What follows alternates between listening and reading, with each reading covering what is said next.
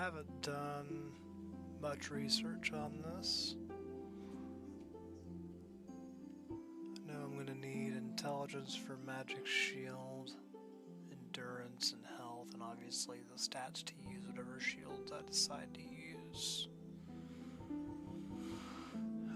And I want a decent starting shield, so we'll go with the knight. Actually, I get lower starting resistance than that.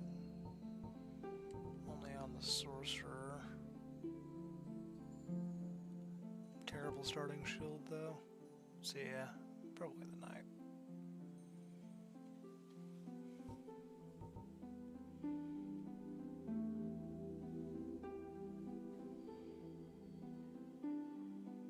Yeah, the warrior actually. Just for that, not as many wasted levels on faith. The 2-level difference there might end up mattering, you never know. Maybe the master key, because why not? Just a big boy.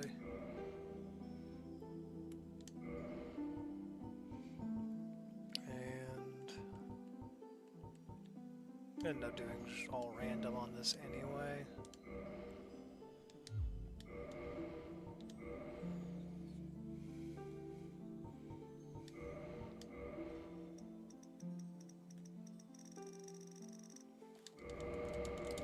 Just to make some horrible abomination.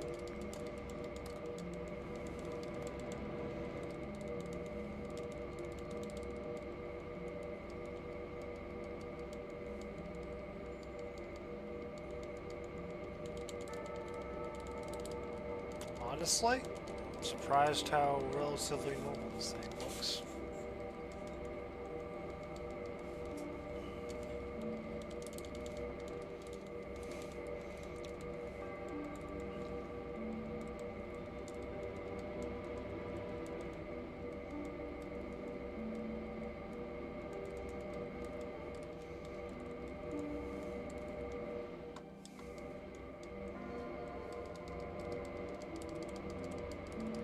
I prefer we didn't have dark skin, because it could be a little awkward.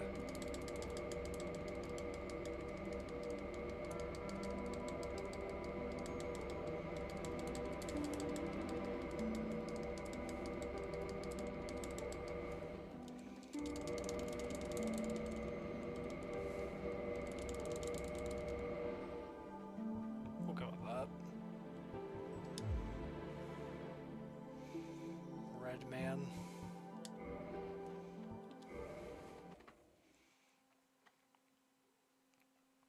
In the air.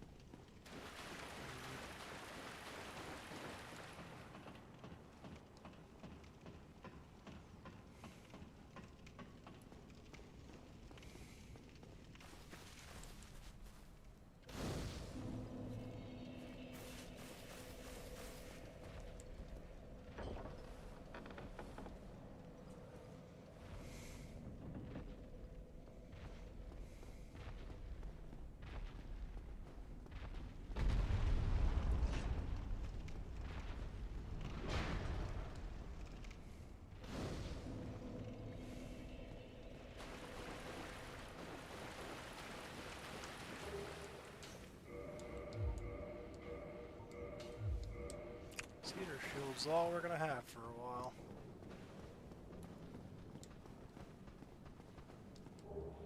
And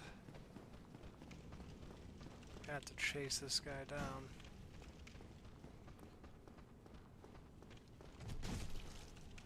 And like I said, I haven't done a whole lot of research into this or anything like that, but I can't imagine that it'll be that difficult. I know I won't have any critical attacks, and I won't have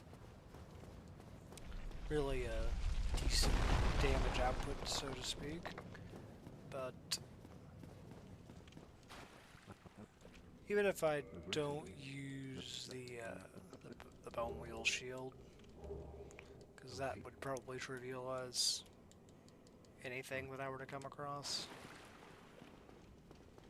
it shouldn't be too terribly difficult to at least survive. And as long as you're doing damage, like any damage, you can beat pretty much anything in Dark Souls. People do with, bare fists,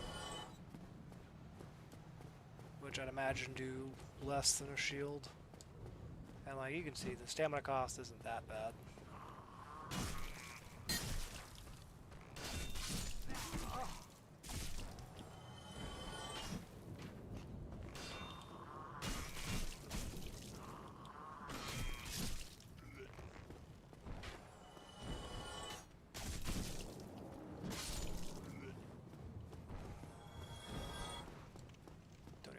That guy over there. We're gonna have some forced fall damage.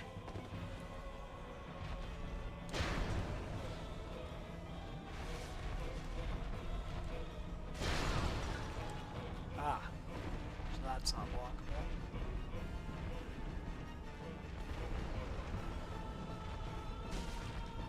That range is quite bad.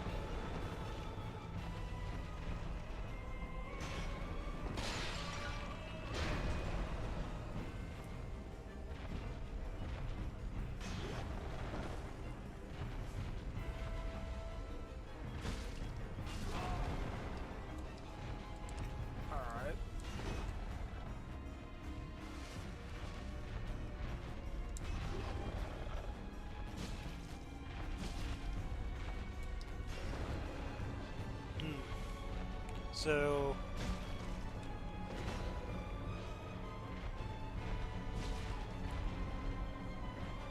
I'm used to playing locked on, but it doesn't really work very well whenever you've got such a low range.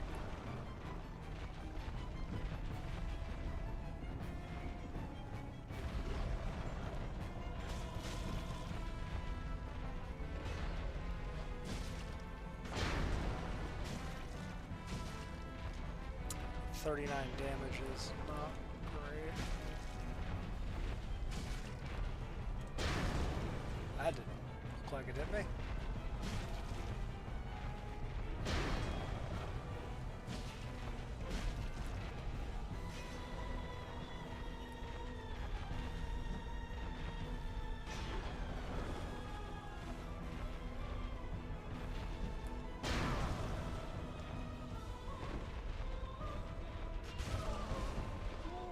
I can't believe I survived that.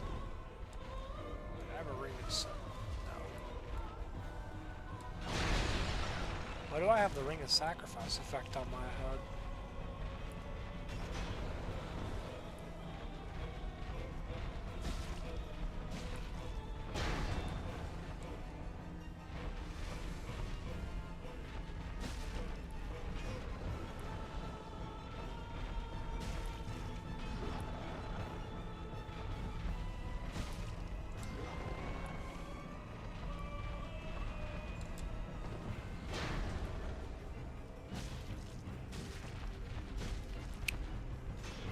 Well, he's almost down.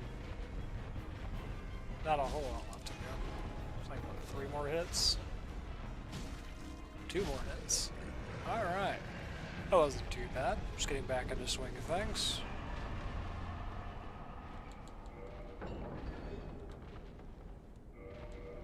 Let's put the humanities on there. Hey, it can only go uphill from there, right? And I can get upgrades, I can get stronger shields. Sure, the enemies will have a lot more health. But I can't imagine it'll be that bad. Isn't there like homeward bones shields or something here, normally?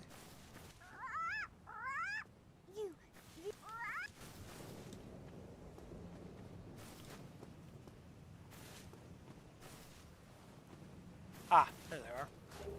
Oh, it's a soul lost undead. That was close. Equally useful.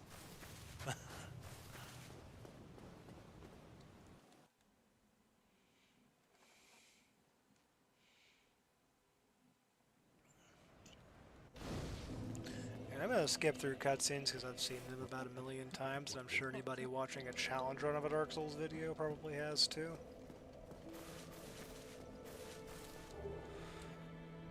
We're all here for the challenge run, not for the story of the game. Right.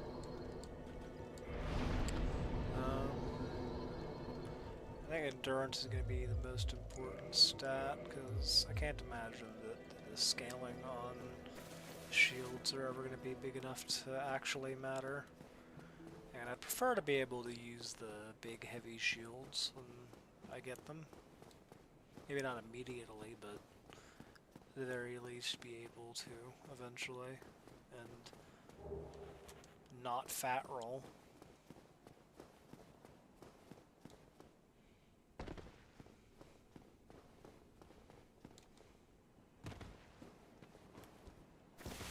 Oh yeah, I forgot that I rebound it to be the Dark Souls 2 jump button. The superior control scheme. And I'm not going to be using miracles, and I could, but I think that faith investment for like heal and stuff isn't really going to be worth it.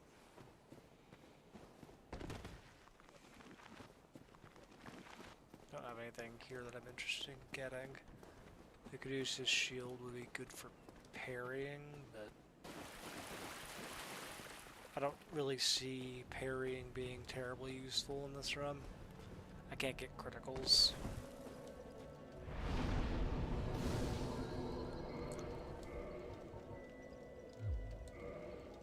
I don't have any attunement slots, right? Oh, 0 attunement slots. I'm like 1 off of being able to get an attunement slot. How much does heal cost? No. Petrus. Yes, I'll join the way of the white if it means I can... Whoops. I'll join the way of the white if I can... I mean, I'll join it regardless, it doesn't really matter. But ideally... No. Let me see how much faith I need to use heal. 12? That's 3 levels, right? Be effective. Yeah, I don't really think that that's going to be worth it. That is, though. Come again. Be Gestures are always worth it. Place point up with shrug.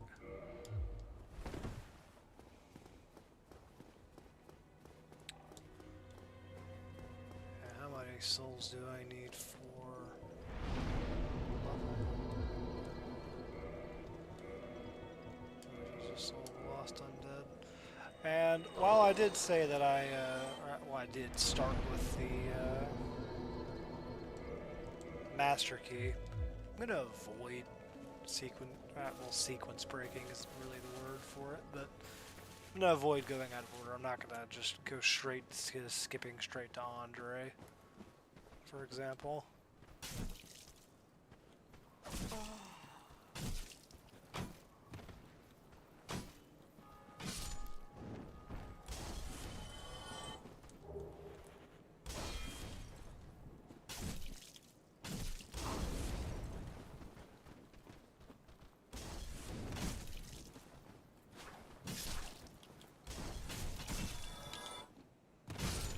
Hey, that jump attack actually does decent enough damage.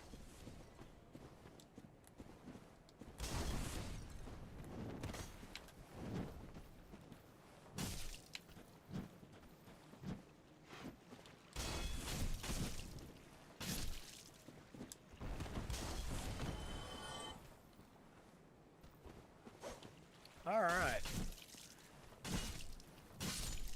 That's not too terrible. It's very manageable. I can only imagine that fighting larger enemies is going to be the bigger problem for it. Small little hollows like that and guys that will bounce won't be a bit too big of an issue, I would imagine.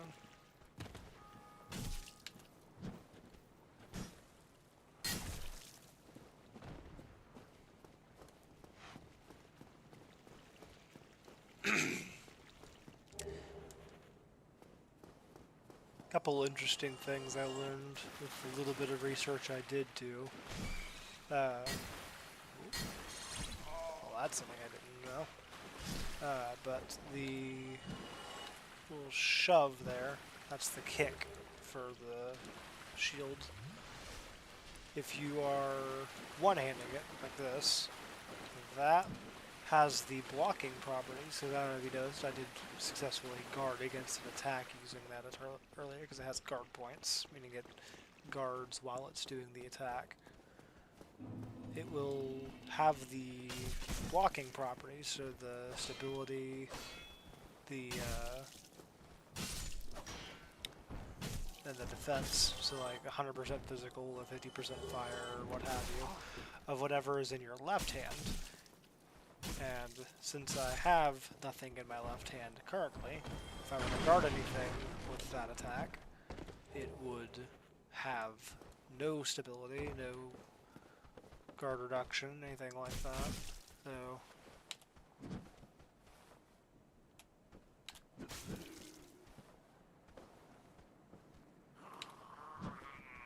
trying to show that off. It's a little difficult though, because he just staggers. Yeah, I'll have to find something better to show that off on. And I have a tendency to just go pick up every item in every area, even though I know where most items are at. I don't like leaving items uncollected. If nothing else, I can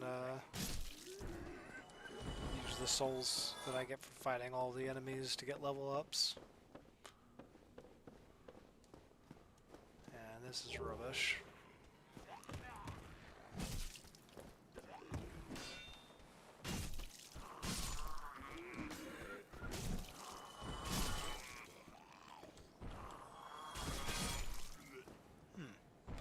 Follow-up is a little odd.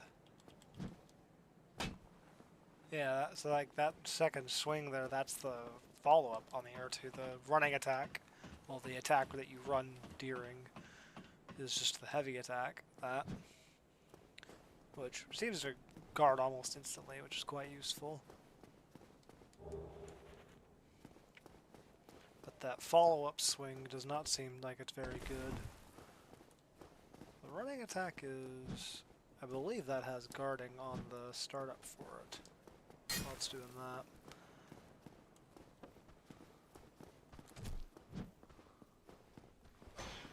Yeah, this might be a better enemy to try to show off the... Ooh. There you go. Well, I didn't get the guard, but that's fine. Oh no, I did 1 damage with my fist. Whatever shall I do?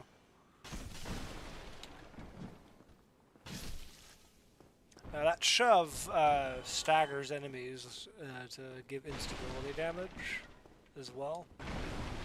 As if you had like shield broke them or something. Well, maybe not a shield break, because that would, or guard break, because that would allow you to get a critical attack. It's as if you attacked during a counter, or during an attack. A lot of people call it counter damage. It's instability damage is the technical term.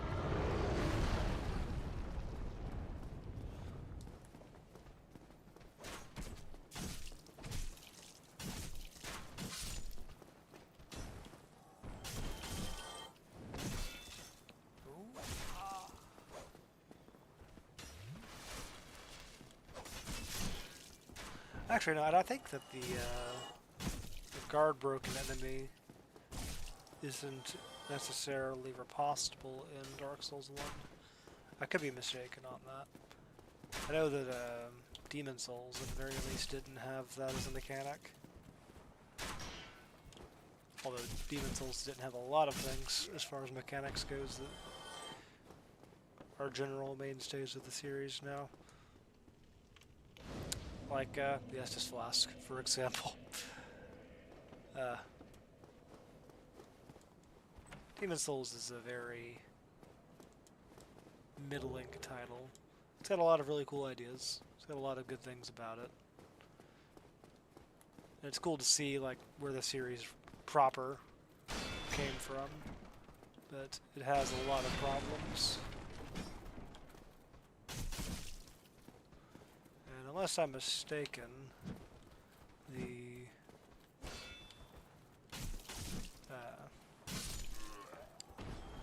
shield. Oh, it does break arts, just like a kick normally should. The more you know. A lot of the kick moves like that don't actually.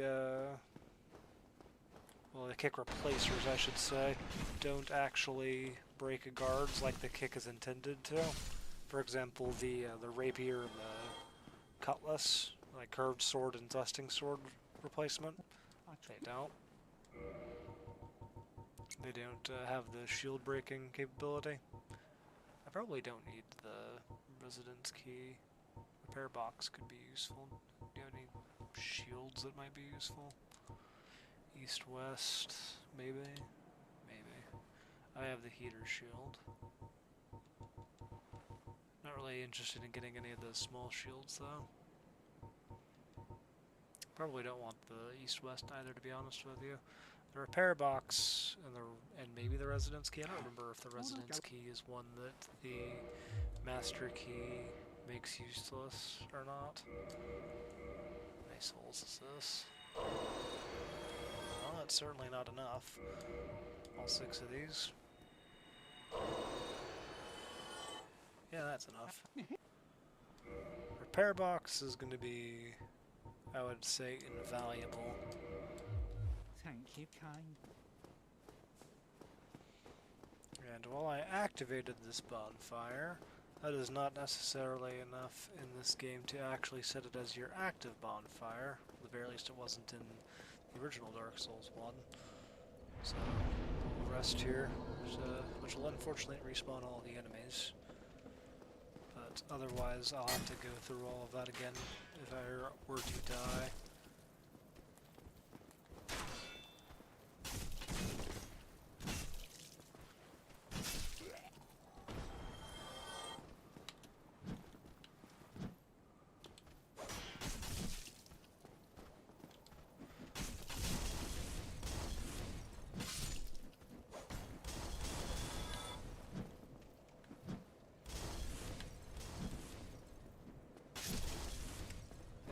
That boost actually was a huge difference maker there.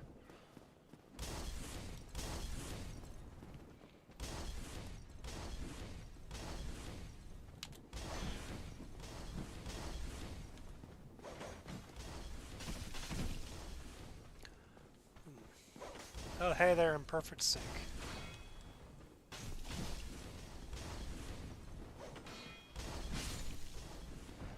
Rooms like this, you gotta take them slow.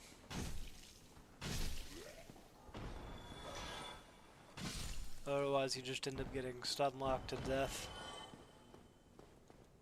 Unless you have hovels or something like that giving you a ridiculous amount of poise.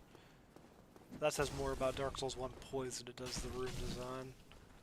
That's why Dark Souls 2 is the slowest game in the series, despite being really the same speed as Dark Souls 1. Just because every enemy encounter almost is an enemy gank, so you have to take it slower. Then add on to that the fact that your dodge roll is less good. It's a huge difference maker.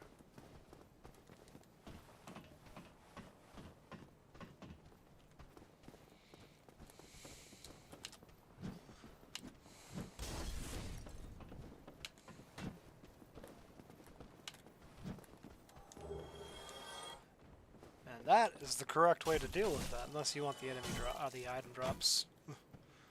Just kick the guys off of the ledge there, and you only get one of these guys to follow you.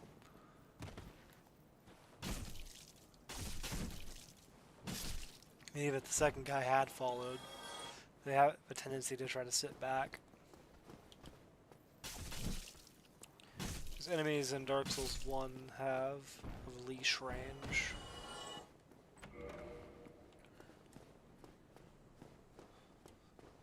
Well, some enemies do, not all.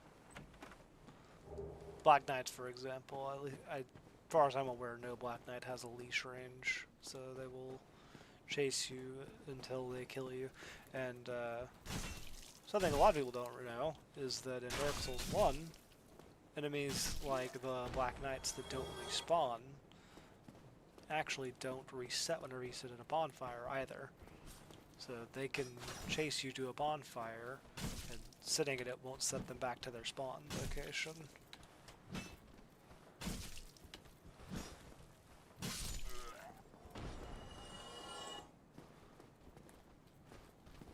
As somebody who started with Dark Souls 2, whenever I first played Dark Souls 1 and learned that, it was very shocking.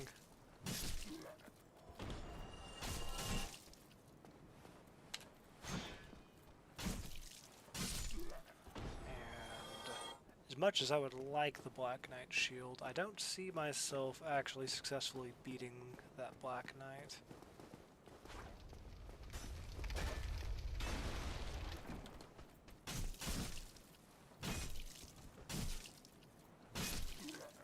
I mean, I could do the cheese for him, but I wouldn't get the item then, right? Actually, no, that isn't true. Because the items get added directly to your inventory.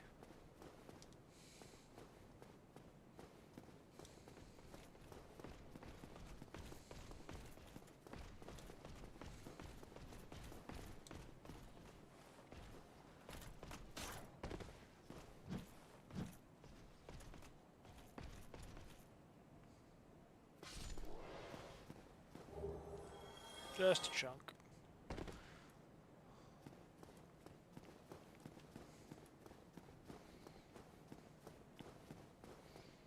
And I'm not going to top off because if I take any damage from the archers above Taurus Demon, the Estus Flask will heal me a bit more than it currently can. Oh, it's upstairs that the Tiny Lizard is. I'm curious.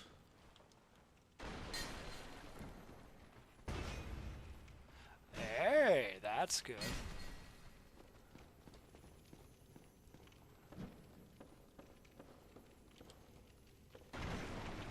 Yeah, it topples the lizards. So that actually is extremely useful.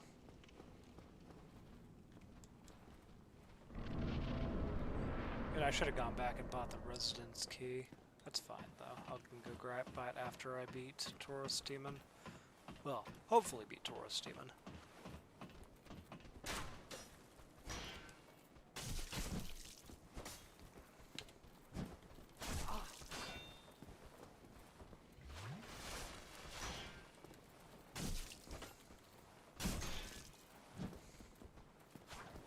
Let's get my stamina back.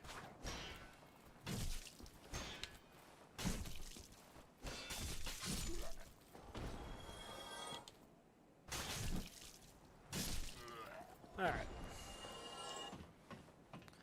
Got 6 Estus to work with here. I can't plunging attack him. I could try to get him to jump off of the ledge, although that's not exactly consistent.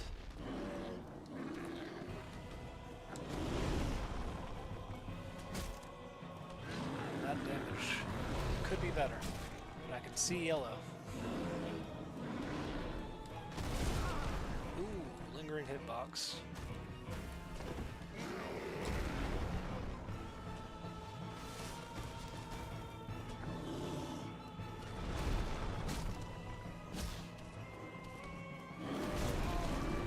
And backswing.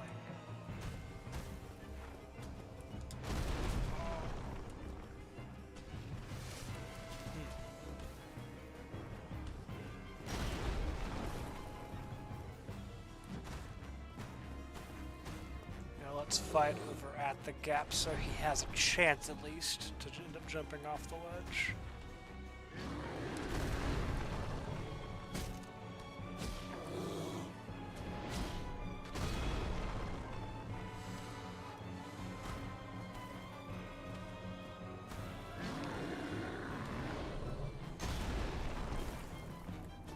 Having some chance for him to kill himself is better than none at all, right? Not against cheese, as long as I don't have to actually cheat to do it. Or use glitches or anything like that. He's intended to be able to jump off of the ledge. That's why the gap is there.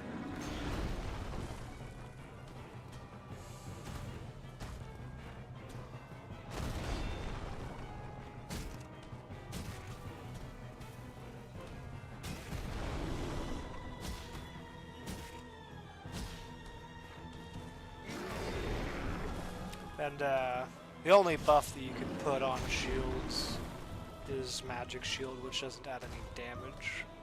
So, unless I were to get some Titanite shards and go down to the blacksmith in Londo, I wouldn't be able to increase my damage any at the moment. Or if I'd gotten the Black Knight Shield. Random drop, and I only have access to one Black Knight.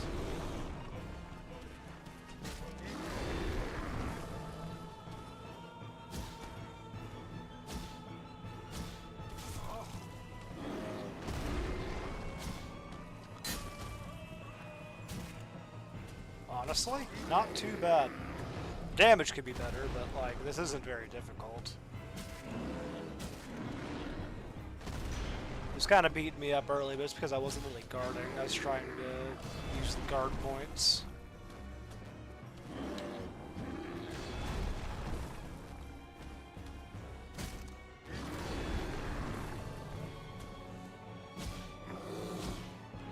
Benefits of having a 100% physical block shield.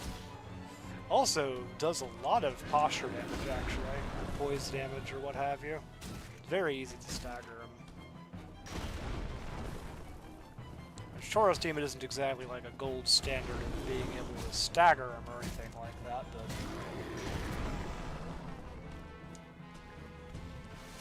it's better that it is able to do so quite easily. A moderately good point for the weapon, other than the guard points.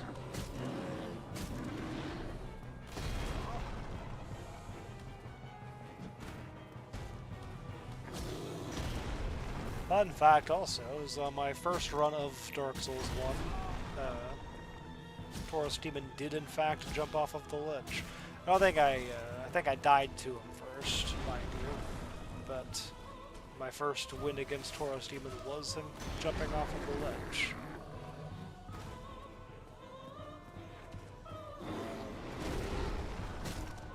It looks like we're probably going to end up actually killing him, so...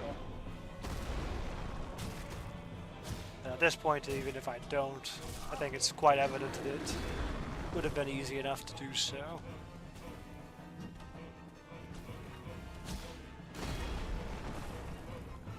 I've used exactly 5 flasks against him thus far, and he is... that's 3 hits from dying.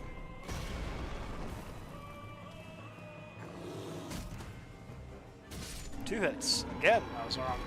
First try. Let's go back and get that, You know what? I'm next to this shortcut. I might as well. Famous last words, right? I'm gonna end up dying to Hellcat Drake now.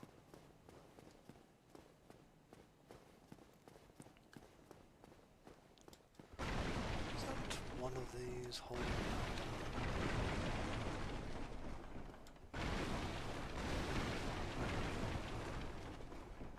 I guess not. I must be thinking somewhere else.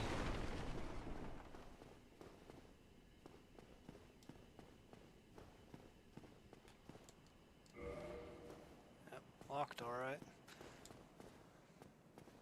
Yeah, I might as well talk to Solaire.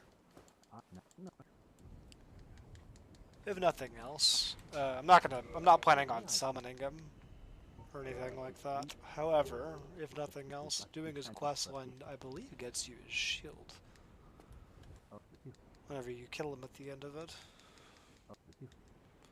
Not that his shield is particularly good, but as far as I recall, it's got very well balanced guarding.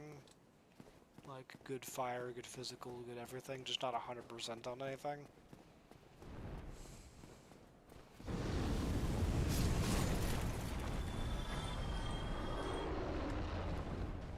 Alright, I didn't die to Hellkite.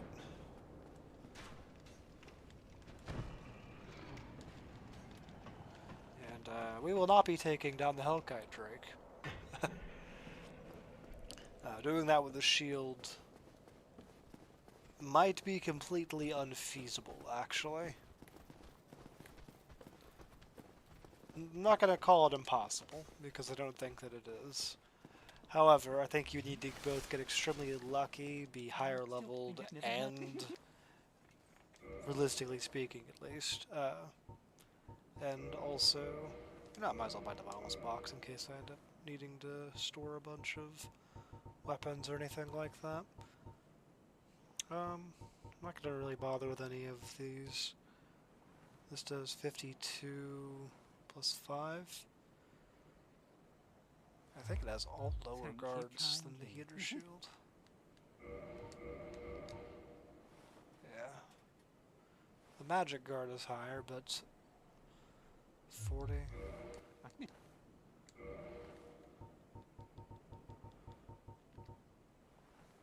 Yeah.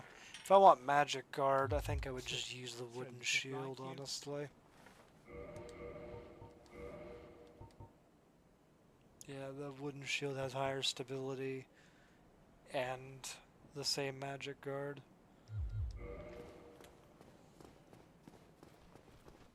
And I think all the others were lower.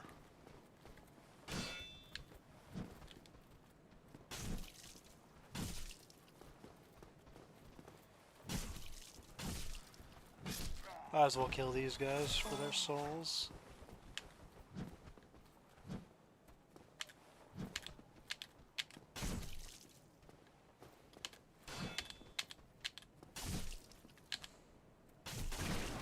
I tell you, getting that jump attack is not easy. For some reason, I'm just messing up quite royally on that.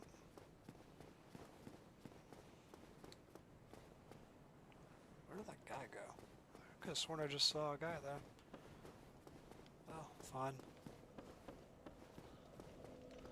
Rest of the bonfire. Let's repair my equipment.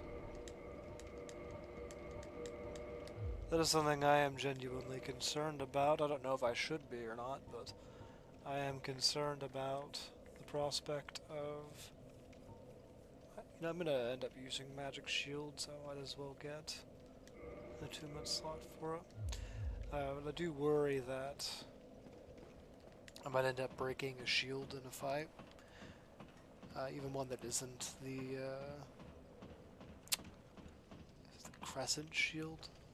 Whichever one is the one with the projectile special attack. I believe you get it from the Moonlight Butterfly's soul.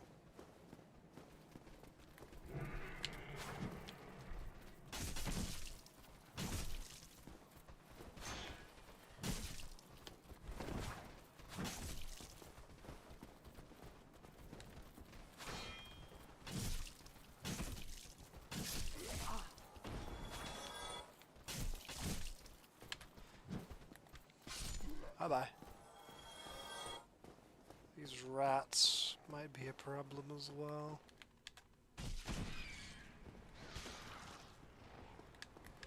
You know what? If I go up the ladder, they can't follow me up there.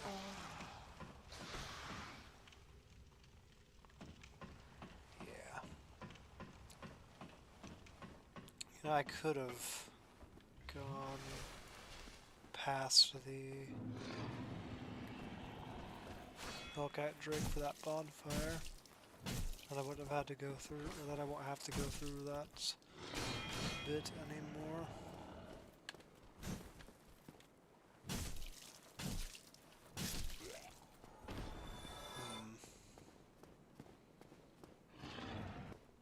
can't follow me down the ladder, can you?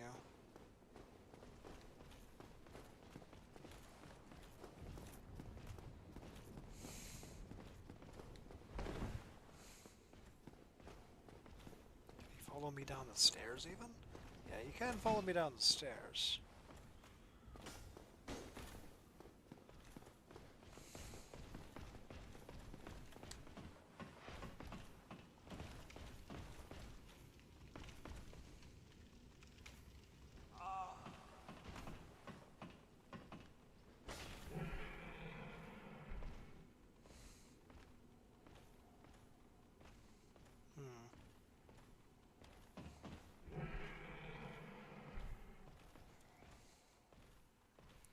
Yeah, I don't like the prospect of going down there. But I also don't have much to lose, to be honest with you.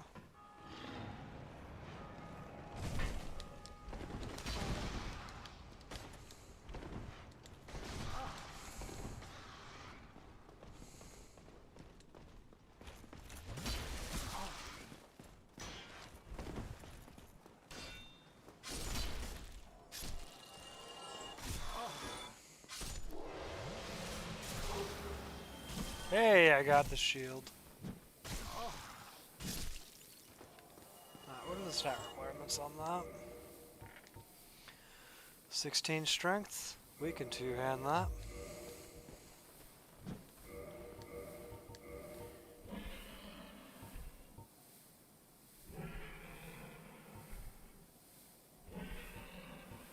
Yeah, only thing that's lower is the magic guard, honestly. That is completely worth it. And it doesn't even make me fat roll. And I think we are going to go for crossing the bridge to get to that bonfire since it's faster. I won't have to worry about the rats poisoning me.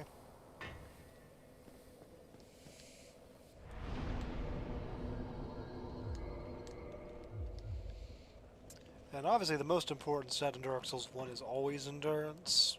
Well, almost always at least. So I think I'm going to at least try to get that to 20 before I do much else. Because not only will it determine how heavy the equipment I can wear is, but it will also determine how much stamina I have to block with and attack with. Whenever I'm wanting to block a lot and also need to be able to attack to, do damage. I think it is quite important that I have a hefty stamina bar. It's also why as soon as I get to Andre, I'm probably going to get over to Darkroot Garden to get the Grass Crest shield, because the stamina regen will be invaluable, I think. I'm not going to be using it to block with, I don't think. However, I will at the very least be having it on my back.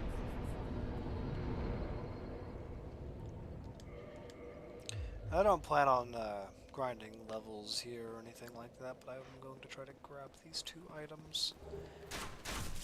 Actually, I don't even care about that other one. It's just the Claymore, I believe.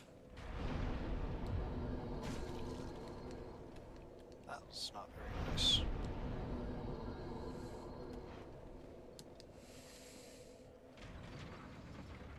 I don't need to join the Warriors of Sunlight.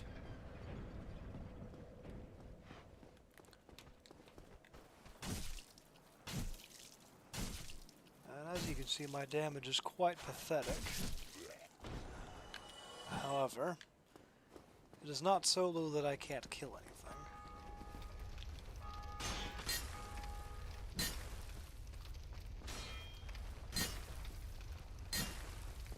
Let's not box myself in. That is a very good way to get myself killed.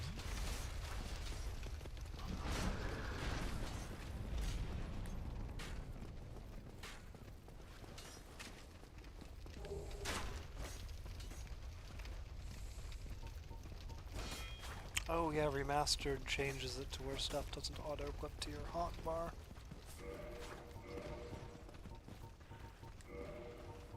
are the Alluring Skulls? There we go.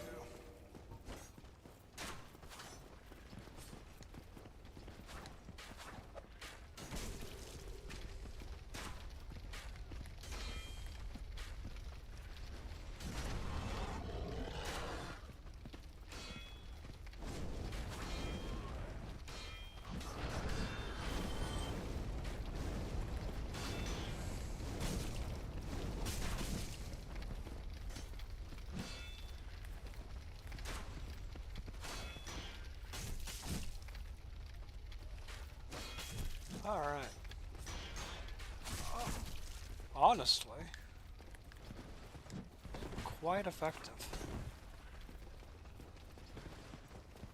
If I hadn't been a little careless there, I wouldn't have even taken that damage.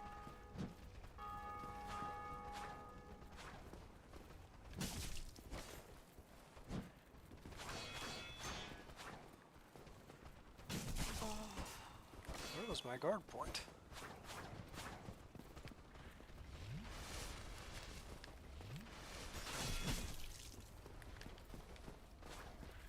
Yeah, we're gonna...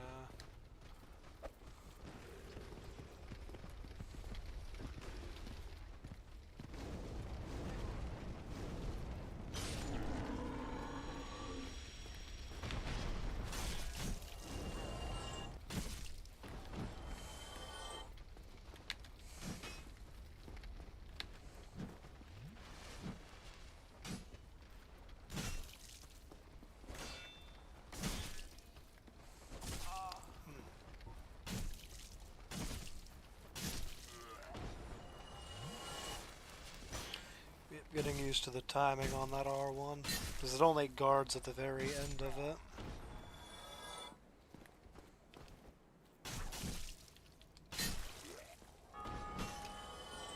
That power attack is actually quite good.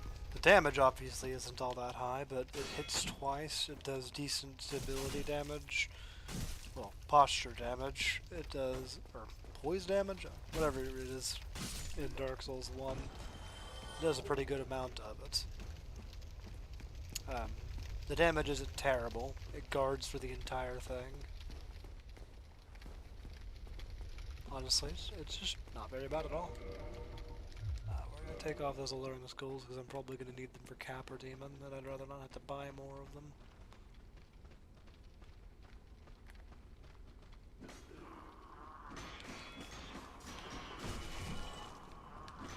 And you can activate it while blocking. That is extremely good. I'll be honest, this is nowhere close to as difficult as I thought it would be. Obviously, I'm still early game, but I figured even the early game would be extremely challenging, but no, it's really not. You just kind of have to play it slow.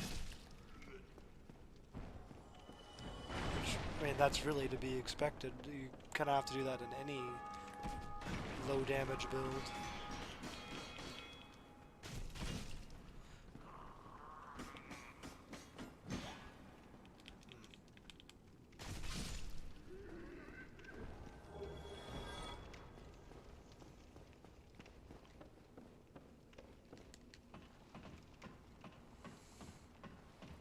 Oh yeah, so that Black Knight shield might have been, like, just a massive random drop.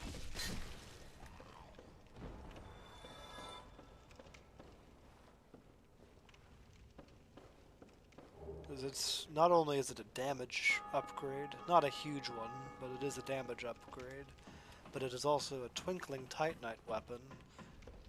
I believe it's Twinkling Titanite at least. And it's got better stability for guarding, and it does has better guards on everything but magic. Obviously the physical guard is the same, they're both 100%, but I don't think that this shield is going to be insanely useful, I'll be honest, but it is worth grabbing so that I can check its guards.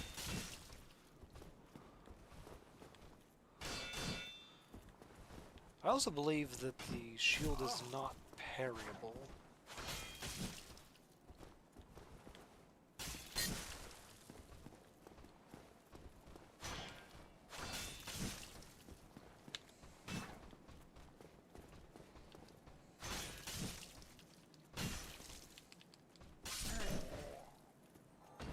I do believe that if it was parryable, he would have just parried it. Let's take a look at that Knight Shield's guarding. 30, 60, 40. Nah, it's all lower. 1 higher stability. Lower durability. And it's heavier. Wow. That is terrible, actually.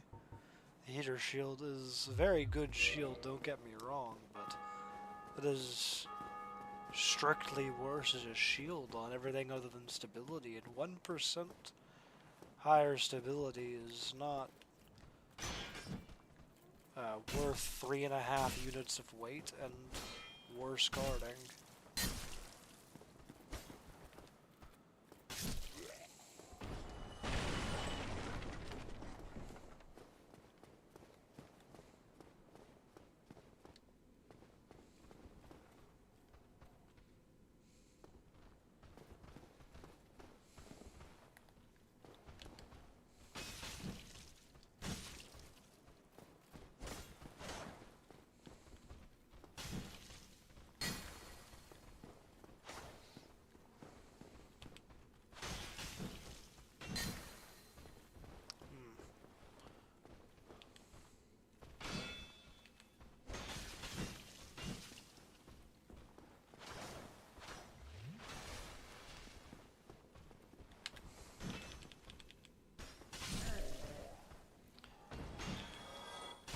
Yeah, I think I'm starting to get the handle of this moveset, honestly.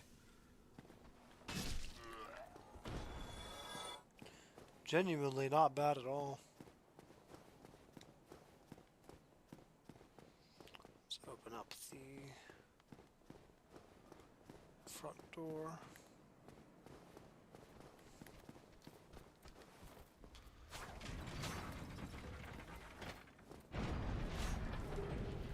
Basement key.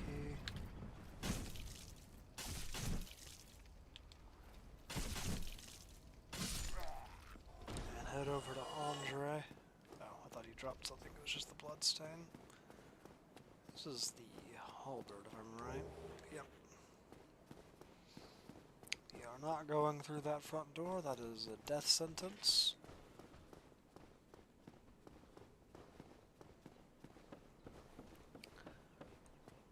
Instead, gonna make our way over to Andre and then down to the Grass Crest Shield. The Grass Crest Shield is probably going to remain on for— oh, I need to just run. Must have aggroed the Baldur Knight that was at the front, like the closest one to the door. I don't see him still, however, he is still there, actually there.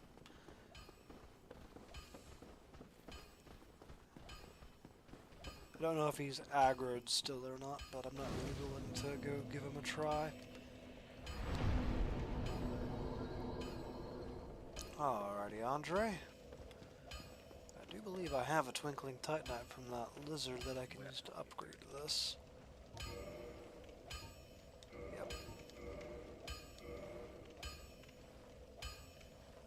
Actually, I could upgrade it a second time.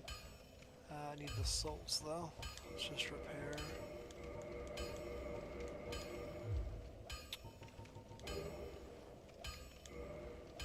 And I have yet to determine for myself whether I want to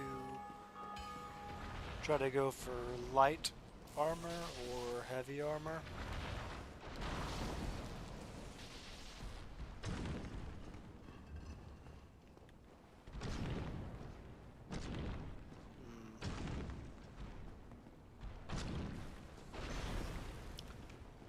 This will take a while, and honestly, it probably isn't worth doing other than for the souls, because I don't think that there are any Demon Titanite shields. Well, actually no, if I'm correct about the shield with a projectile heavy attack being made from the Moonlight Butterfly's soul, that one I think would be Demon Titanite, because it would then be a boss weapon. However, I'm not 100% certain on either of those things. Dark Souls 1 upgrade system is a little obtuse, I'll be honest. It's one of the reasons that it is my least played of the trilogy. Not that I dislike it, it's just the one that I've played the least because it has a lot of obtuse mechanics.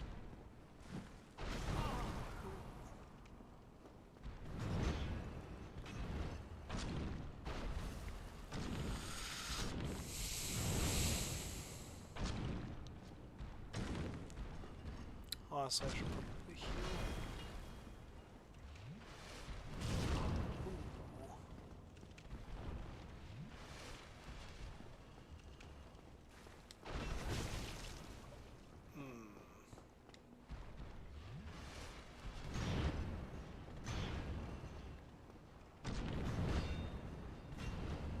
Those lingering hitboxes.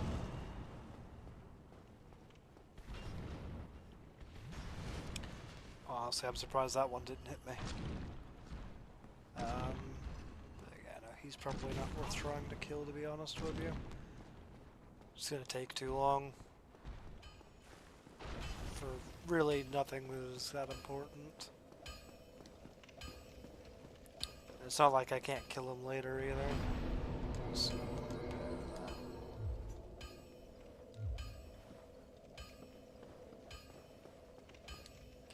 the only thing that I would really get out of him that is worth using is the souls. And if I really need the Demon Titanite later, I can kill him.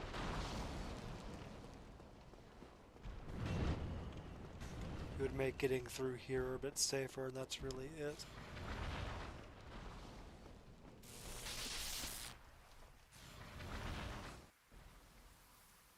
No, I don't go for the shortcut. I was considering trying to go open up the shortcut back down to Firelink.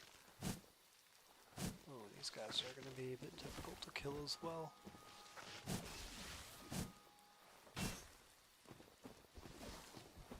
Nowhere close to as tanky as the Titanite Demon, though.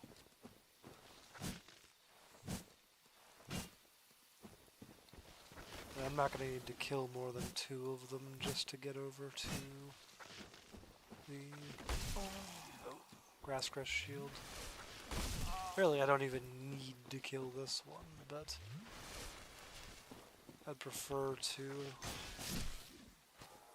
Because we give a decent amount of souls, I suppose.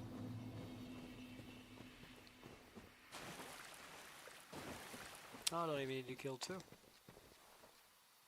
Ah, he did aggro.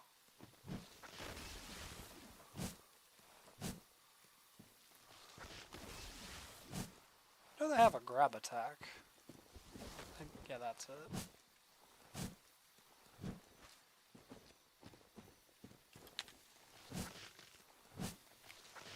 Take fall damage, right? Yeah, there you go. Or I suppose that would have just been death, not specifically fall damage.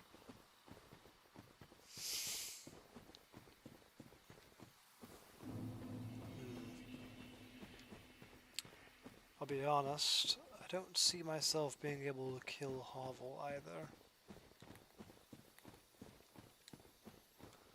As good as Hovel's ring would be, I'm not really sure that I can kill him.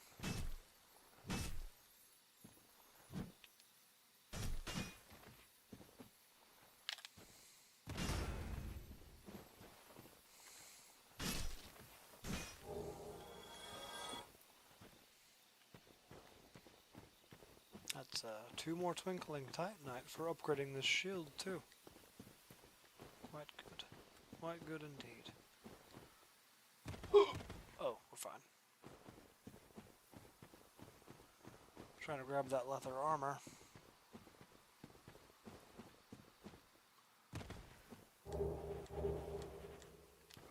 It's not like I can use the bow, however, if I really need to go down to a quick roll, I could eventually use that leather armor.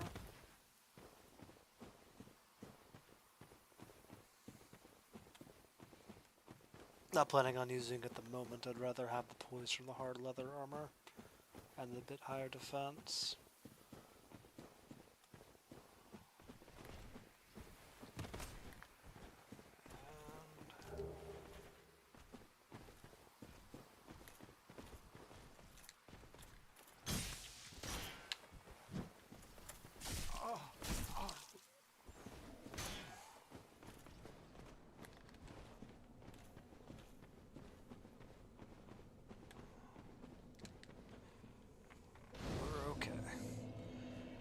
I don't remember how...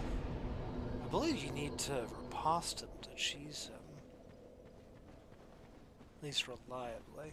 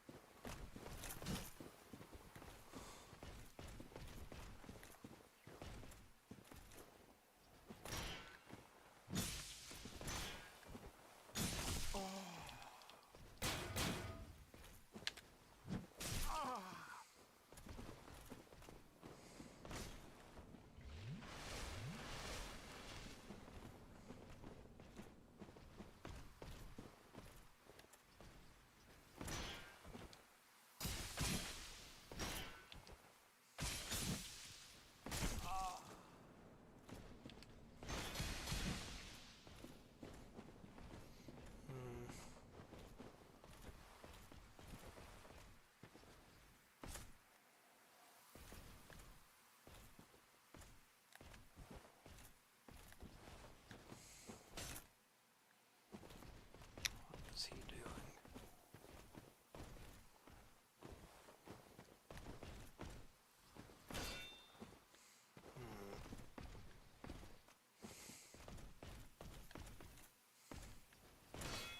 Ooh, he pushed me off. Yeah, he doesn't stagger from the shove.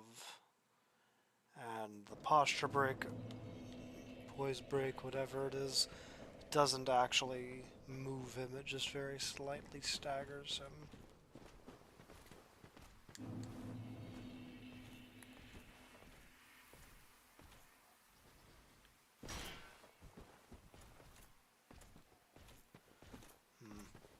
You know, I don't know why I'm even trying to kill... Oh, actually, it's for the souls is why I was trying to kill him.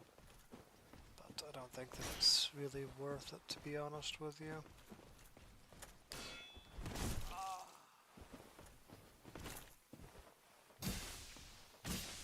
Killing him will take ages. I could just sit on the gargoyle bridge if I really wanted to cheese for the souls. So what we're gonna do is we're gonna run past him and see if I can aggro him up to the Hydra to see if that will work.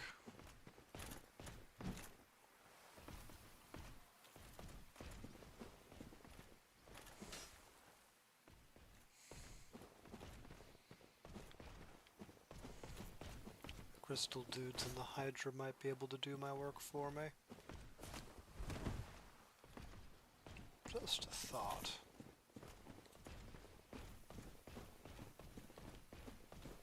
I don't think they'll aggro on each other, necessarily, but I might be able to get them to hit each other.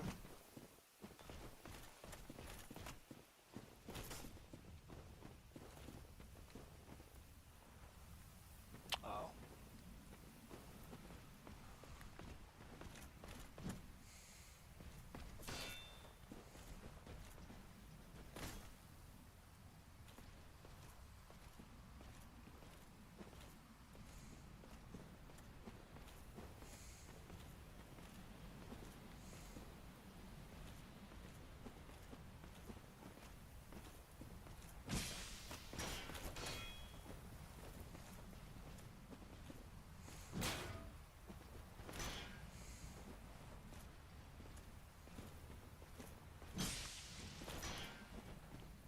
Bring a crystal guy over here.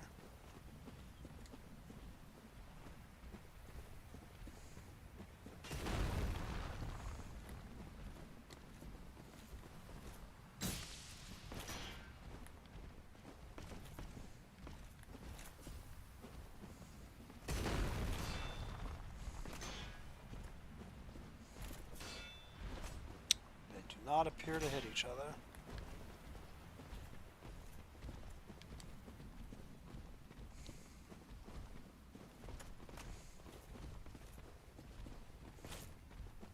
That's unfortunate, but it is what it is. And it seems to be the edge of his leash range, and while I could sit there for probably 30 minutes trying to kill him, I don't think I want to do that.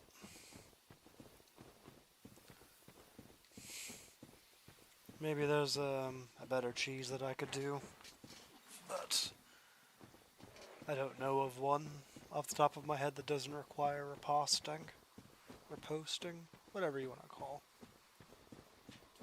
The critical attack that you get off of parrying, or backstabbing.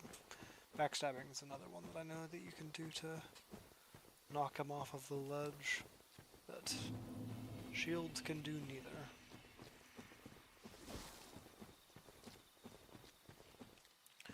I got what I came for anyhow. Grass Crest shield. And I still don't fat roll, so we're good.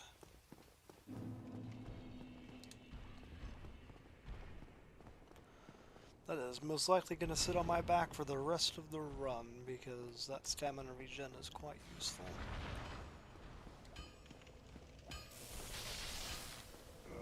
Let's see. I don't believe that that's going to give me... Can I get to 2,000?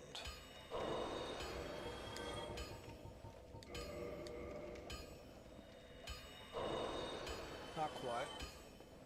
I can just go kill like 2 dudes and upgrade my shield.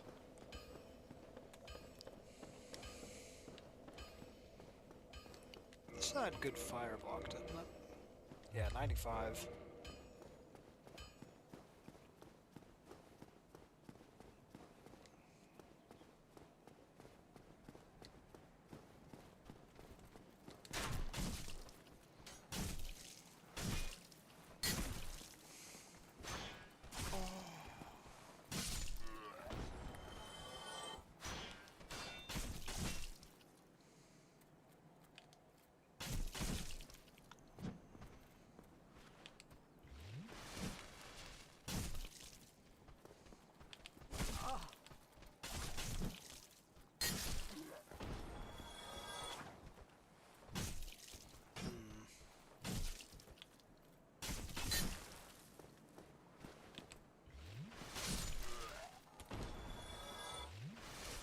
Alright. Upgrade this. And I can probably, before Bell Gargoyles, upgrade it one more time after that as well.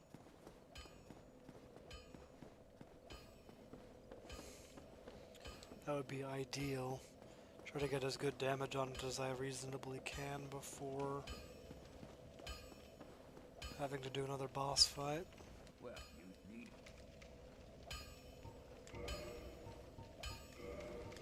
And while I could just go down into the catacombs and grind out the Bone Wheel shield, it seems, to me at least, against the spirit of the run,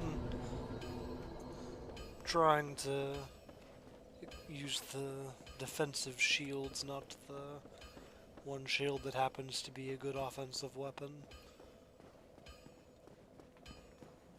And unlike the one with the ranged attack on it, it's not like the Bone Wheel Shield's attack actually uses a ton of durability or anything like that, as a compensation for the strong attack. I mean, it does use a lot of durability, but it doesn't have the durability cost that something like the Drake Sword does, or the ranged attack from that particular shield.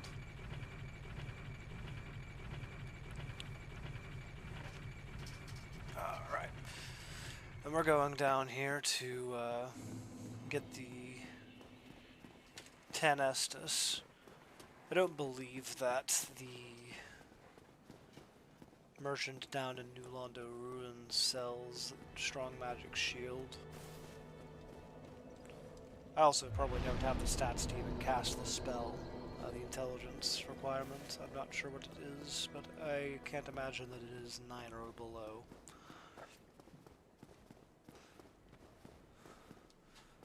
And while I got that attunement slot, that was more of a matter of it would be more difficult to get the stats later than earlier. I'll probably see if I can't look up the stats real quick at some point. Probably while going down an elevator.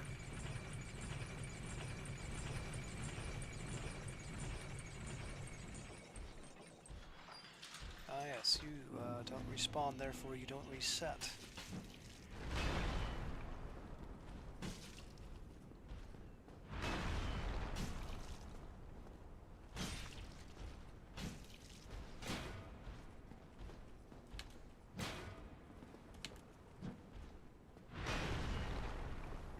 Honestly, that's a surprisingly low amount of stamina damage there.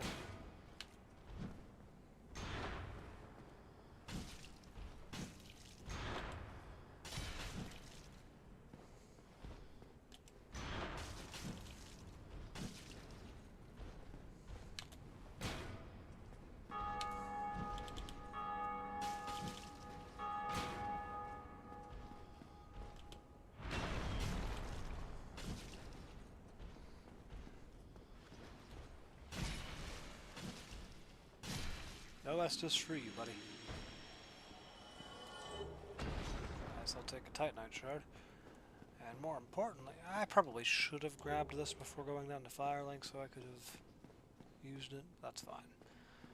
I will be going up to Free Lotric and clearing out the channeler if I can before doing gargoyles. With any luck, I'll get to 2,000 souls as well so I can upgrade my shield one more time.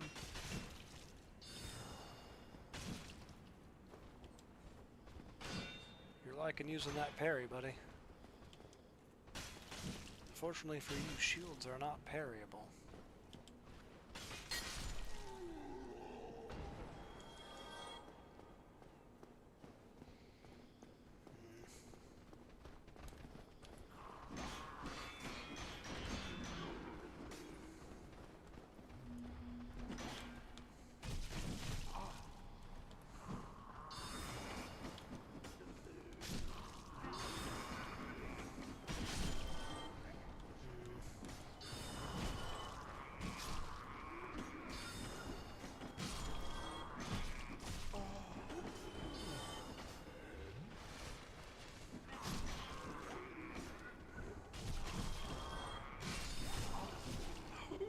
That was close.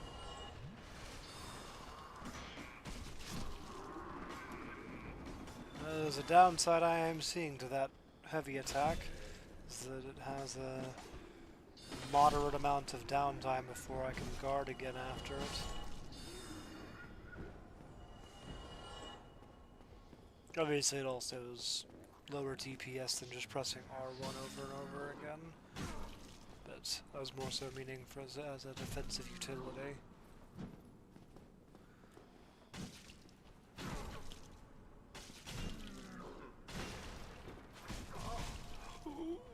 That was some damage.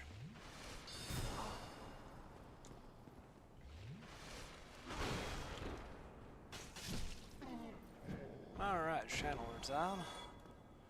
Didn't drop his trident, not that I could have used it.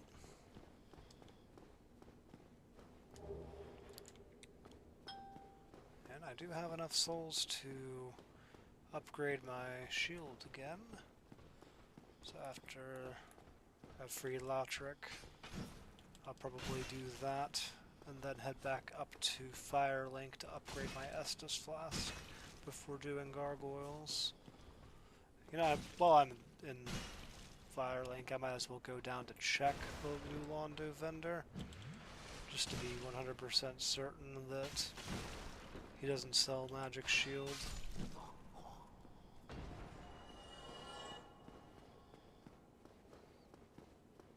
I don't even remember what's in this, but let me check it. Ah, humanity. That isn't a bad find, I suppose. It's not the biggest deal.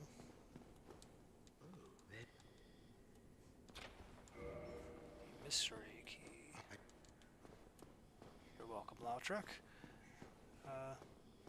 Hope you like going off of ledges to your death, because that is where I'm going to send you once I get back to Firelink.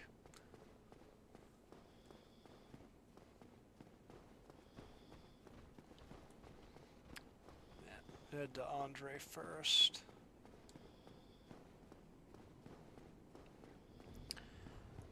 probably end up eventually unequipping the Ring of Favor, but it is likely to be a mainstay as much as the Grasscrest Shield. Well, maybe not quite as much as the Grasscrest Shield.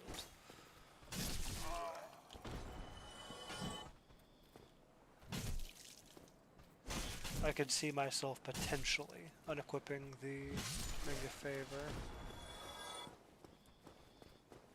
Can't think of any reason that I would want to unequip the Grasscrest Shield short of really needing the freed up equipment weight, which I find unlikely. It's not terribly heavy. So I think, what, 6 units? No, not even that, 3.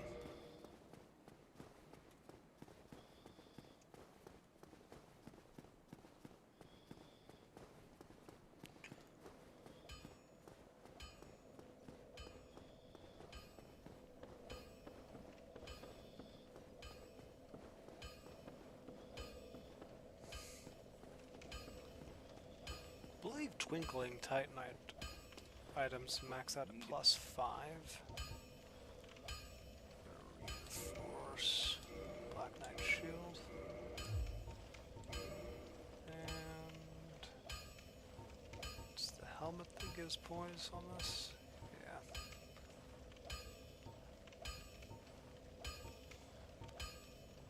Biggest difference is going to be on the chest piece though, because the poise doesn't go up. One Titanite shard to work with, might as well use it. That defense could potentially be a lifesaver, however unlikely it may be.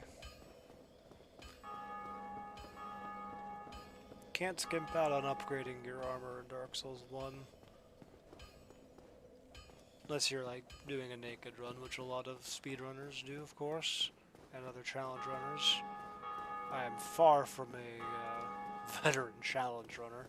The only proper challenge run I've done of a Souls game before is crossbows for Elden Ring, and if I'm being completely honest, that isn't too terribly difficult most of the time, due to the fact that, you know, status effects are incredibly strong in that game, and there aren't really any bosses that are immune to everything.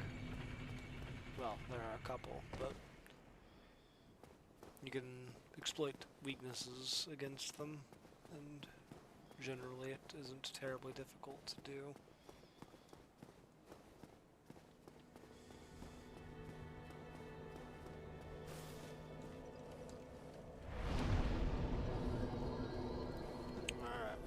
Down to New Londo after.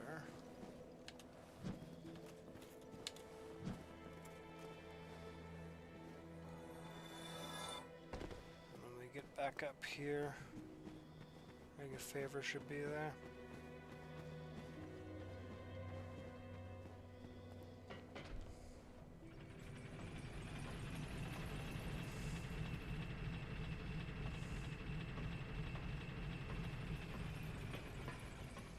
Don't have to worry about him killing the Firekeeper. Get the Ring of Favor. It's really just a win-win-win. Win-win-win-win.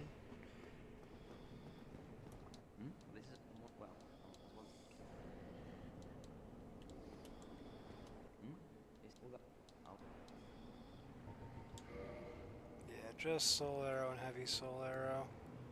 I do sell the Sorcerer's Catalyst, though. Actually, I don't think I need to buy that. I'm pretty sure that there's one of those next to, is it Griggs?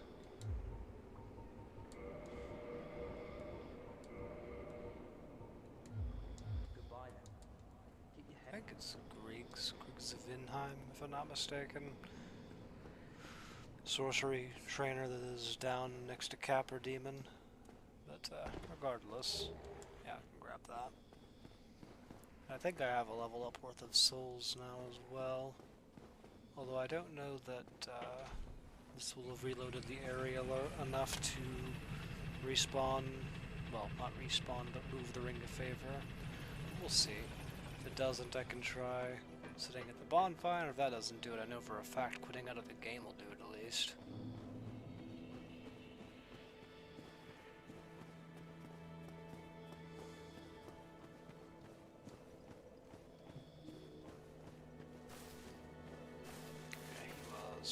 out here. I'll just do that.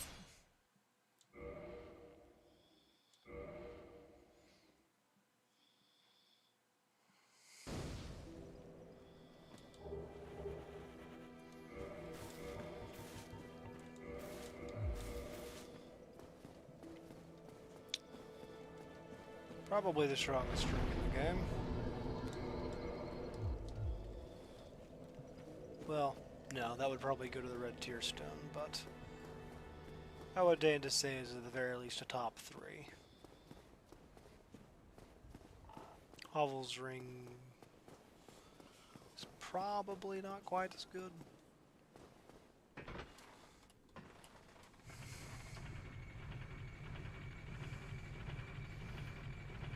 I'd say the extra health and stamina in the Ring of Favor is probably more useful than the extra equipment from hovels.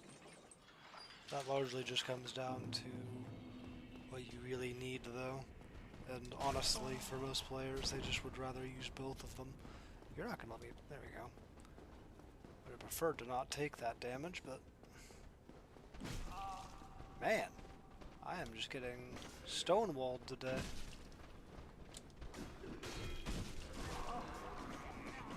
You know, I'd rather not die. Yeah. You know, kill me. It's faster than having to run all the way back to the bonfire. Even if I lose that, that's only not even quite 300 souls. So it wouldn't even be that big of a deal if I end up losing it.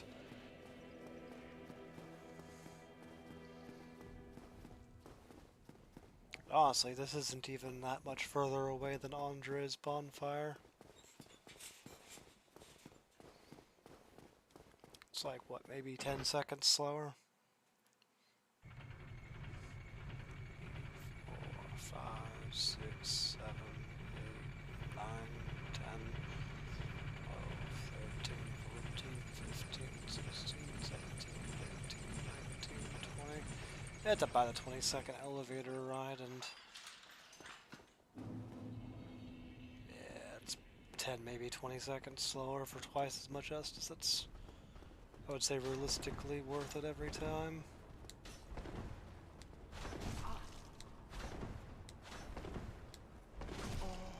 Dude, could you, like, get out of my way? What the heck?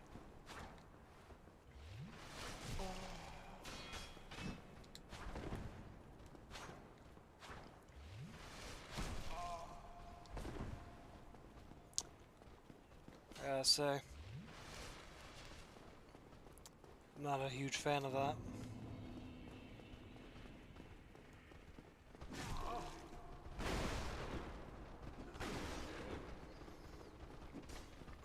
I basically used all of the flasks that I got from going to Firelink just getting up to the gargoyles.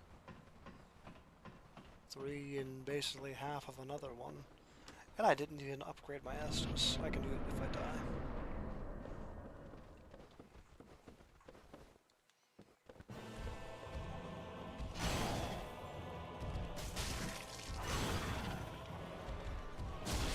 You know what? I've seen worse.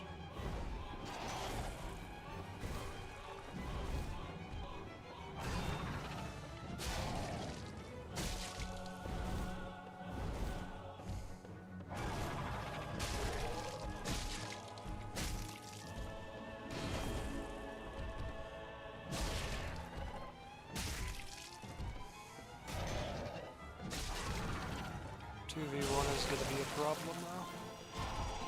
At least I got rid of his tail, though. I thought I could use the axe, but the reduced range on his tail attacks is going to be very useful.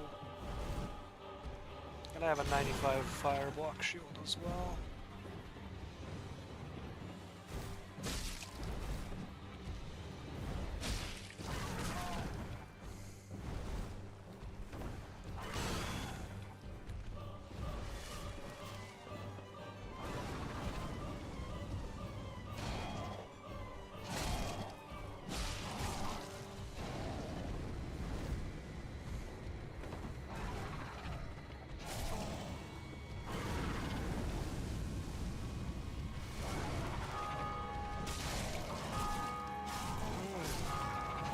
Okay. I did just get comboed to death.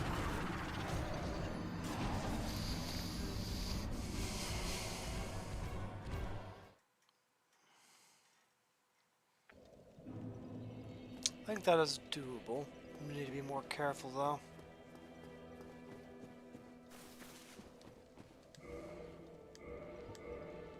Worst case scenario, really, is I just go do Moonlight Butterfly for some souls, maybe.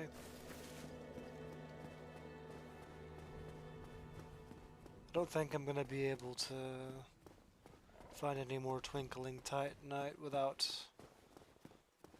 going to areas that I shouldn't be yet with the Master Key.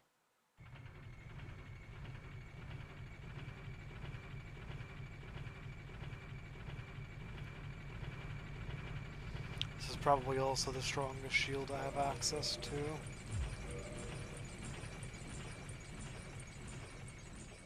Other than, of course, the Bone Wheel shield. And we're gonna take it slow through this here this time.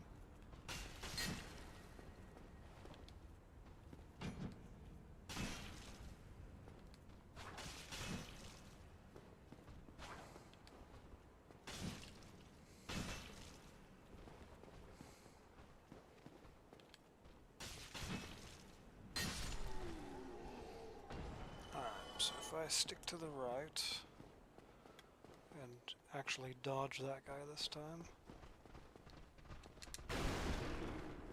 Okay. Oh, I didn't mean to do that. It's fine, it worked out. So I've got full flasks this time.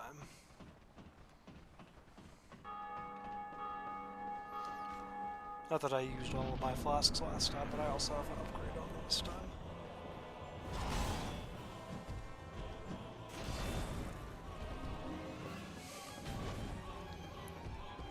Those.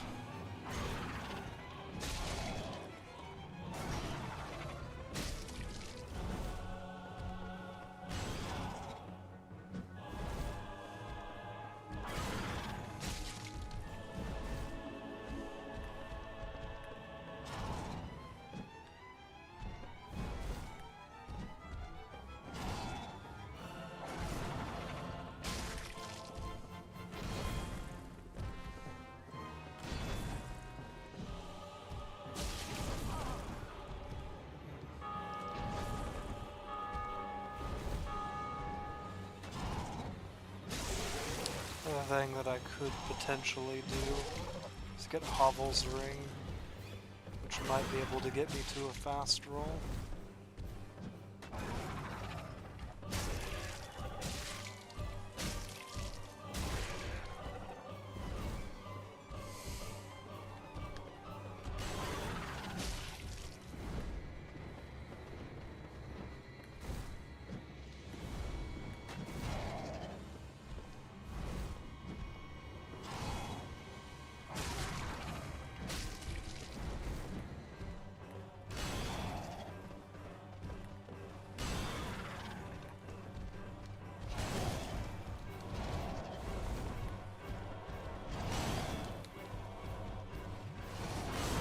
Oh, really? Okay. I didn't even hit them after the second one spawned there.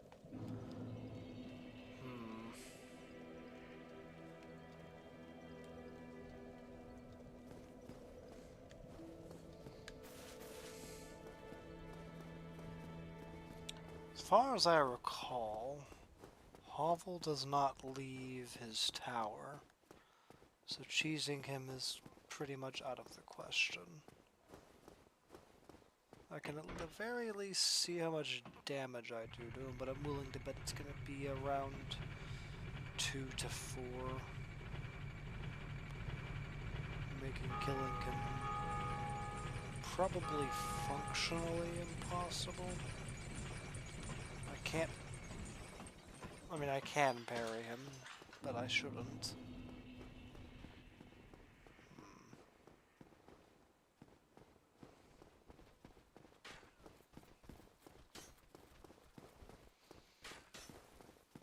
Moonlight Butterfly would probably be relatively easy. Although I would probably want to use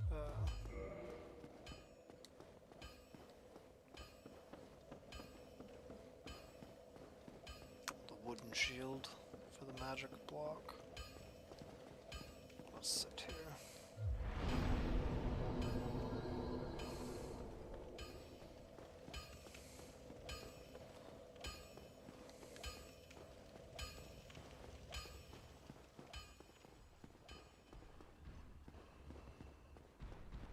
As far as I'm aware, I don't have access to any tower shields either.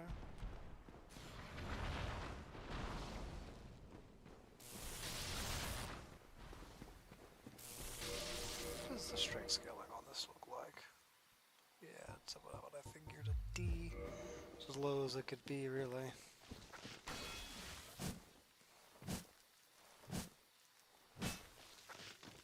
For all practical purposes, other than, I don't know, probably some of the tower shields, stat scaling isn't really going to matter for this run.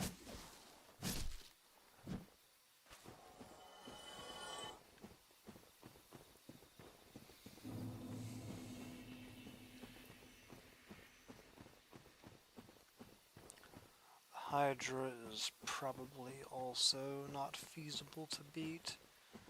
The extremely low damage and range combined means that it would be exceptionally difficult to even hit it. Well, not just hit it, but finishing it off would be pretty much out of the question.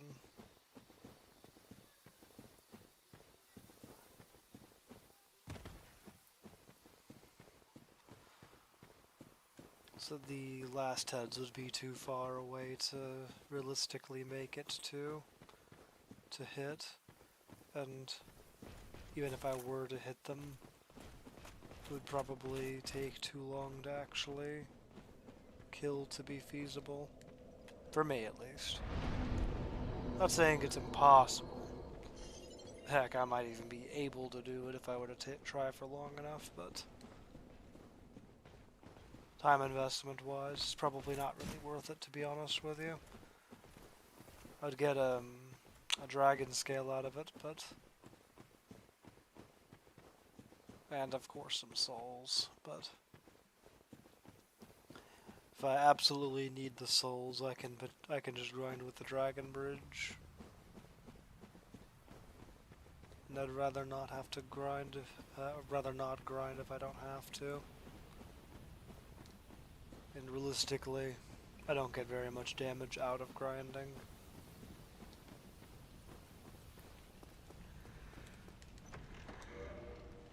Oh, that's a bad. Oh, excuse me, that's a master key door. My bad. Well, I'm already here. I might as well at least try. That is. Oh, is it not unblockable? Actually, I'm pretty sure it's unblockable. While he's two-handing it, at least, I'm pretty sure it's unblockable.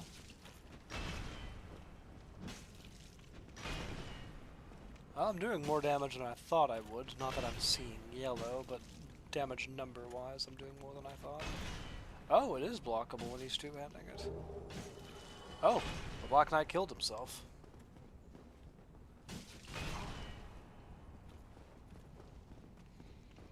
You won't follow me outside, will you?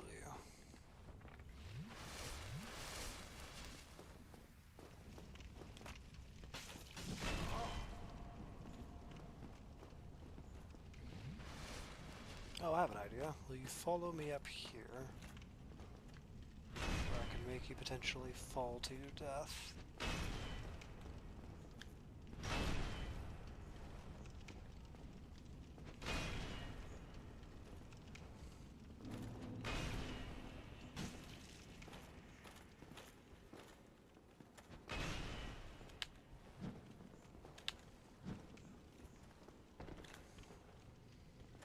Take any fall damage from that? I believe he did. I can help the process along a little bit.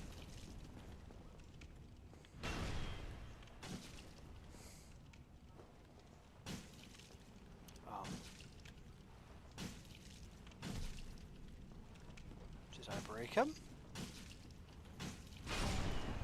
No, he was trolling me.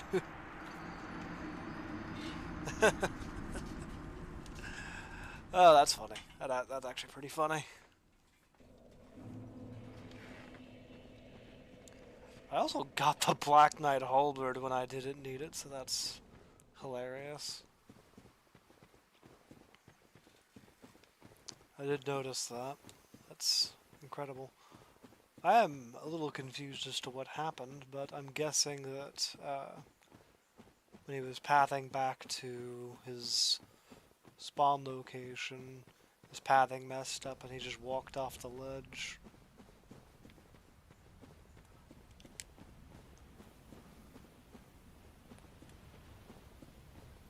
And I'll take a free 1900 souls. I just need to make sure that I get them back and don't get pancaked by Hovel here.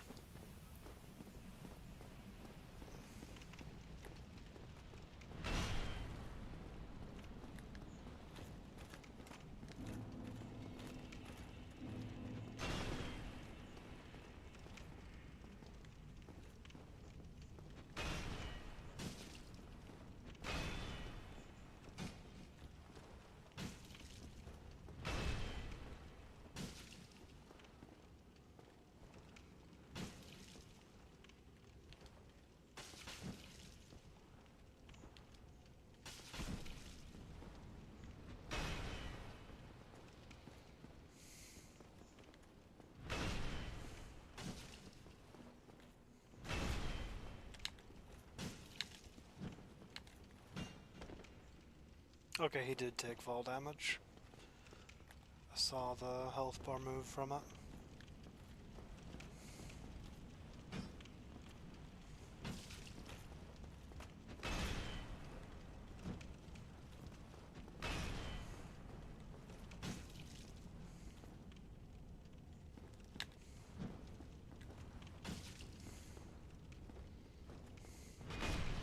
Come on. Up the stairs, Hovel.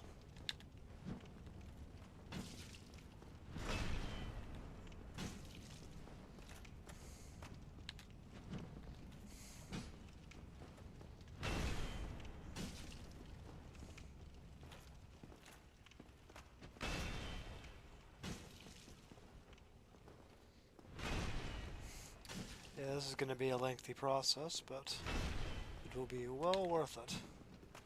Probably.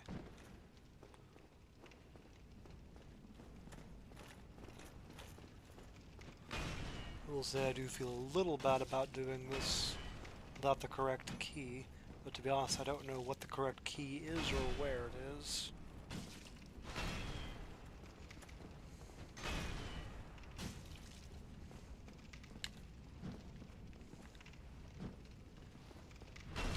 That terrible range.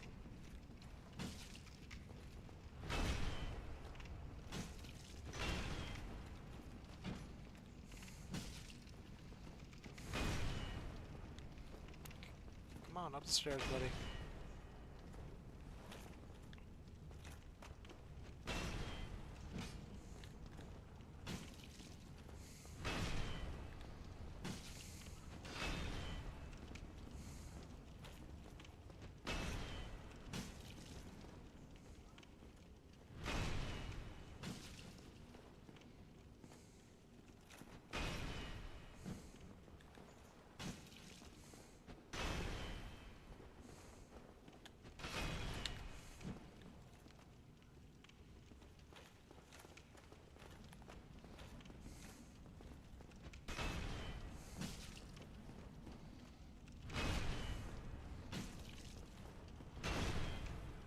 This is actually very easy. You just have to be very careful.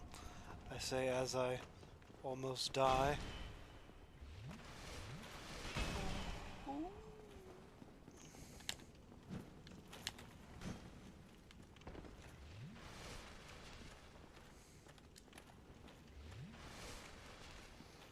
He's on life support. There we go.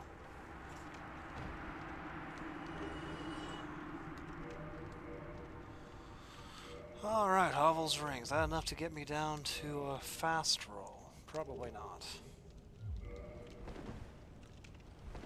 that a fast roll? I believe that is a fast roll. Yeah, that's definitely a fast roll. Alright, that is enough to get me to a fast roll. Probably not going to make that huge of a difference if I'm completely honest. But I can use the rest of these souls to upgrade my armor.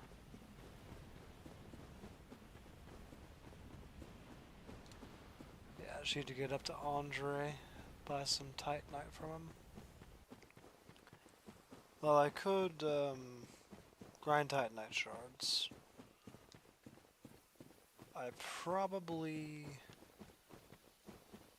Yeah, if I'm being completely honest, I probably should try to upgrade this armor as high as I can get it at the moment.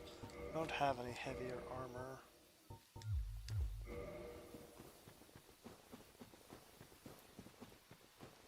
And the gargoyles were doing pretty good damage to me. No. I was gonna say I could go get the stone giant armor, giant's armor, whatever it's called, over in Darkroot Basin, but I would need to either get past the Hydra or by the Crest of Artorias to get over there. And I'm inclined to say that is definitely not what you're intended to do at this point. I'm trying to avoid doing too much that, as far as out of what would normally be considered normal game logic. The only reason I did hovels is because, realistically speaking, all it really does is equate to a bunch of levels of endurance without even having the extra stamina and defense it would also give.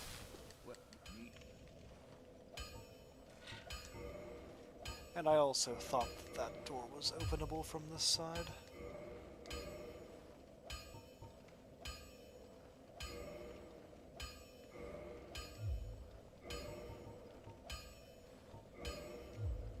Reinforce armor.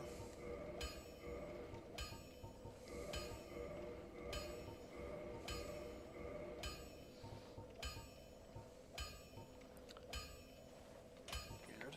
The helmet takes 2, but the chest piece takes 1. Actually, all of them take 1 other than the helmet.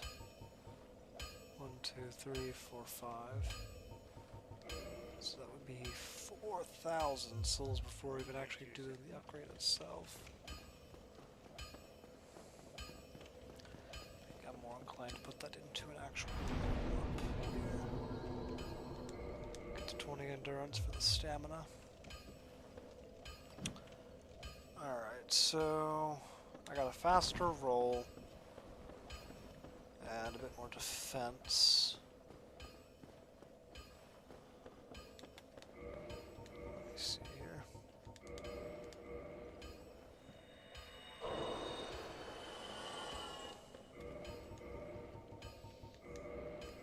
If I were to upgrade my armor, I don't recall if it's +2 or +3 to max out. Well, +10 or +15 for armor. Like regular armor.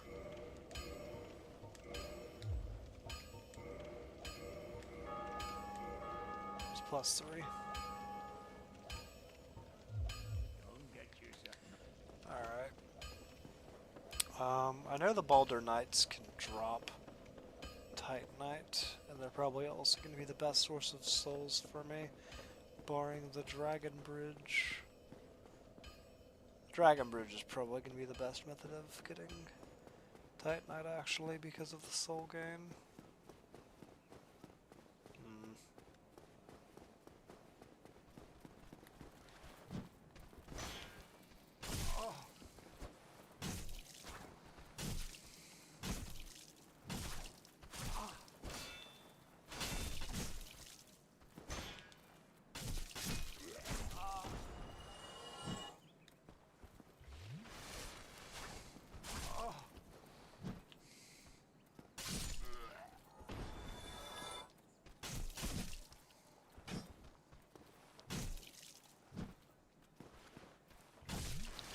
Being totally honest, not even really sure that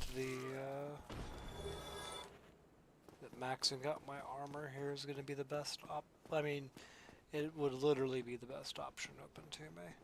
But I don't know if it's going to make that big of a difference. I say maxing. Getting all of my armor to +3. I don't really know that it's going to be the best option for me. I don't think it's really necessary. I don't think it'll make that big of a difference if I do it. It'll be probably all in total like a 33-ish% boost in my defense. Which realistically I think means I take one more hit before I die. It's probably worth it. I could also go get one more upgrade on my Estus. I think I'll probably go do that now. Grab the Firekeeper soul out of New Londo, and then Homeward Bone immediately.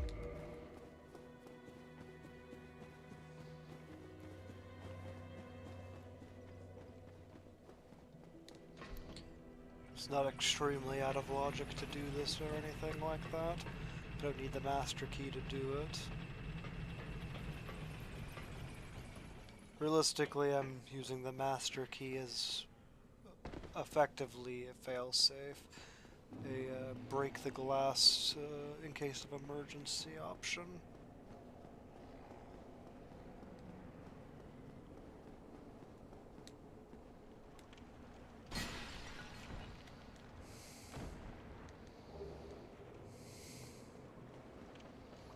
I certainly don't want to fight any of these ghosts. I believe quitting out resets enemies in this one, and it's... yeah, relatively easy to do.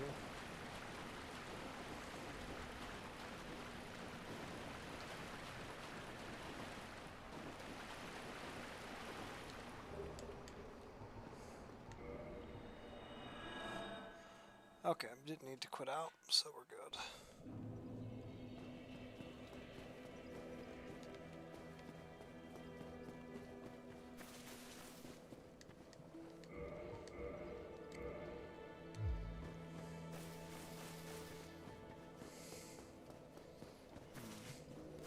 I could go back to the asylum, although I don't think I get anything incredibly useful for doing so beyond the unlikely but possible scenario that I kill Stray Demon.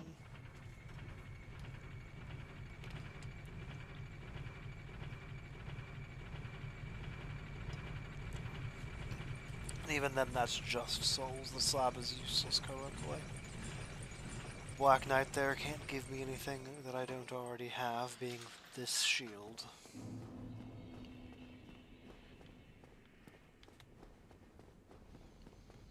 So yeah, I think that going back to the asylum doesn't really do anything for me.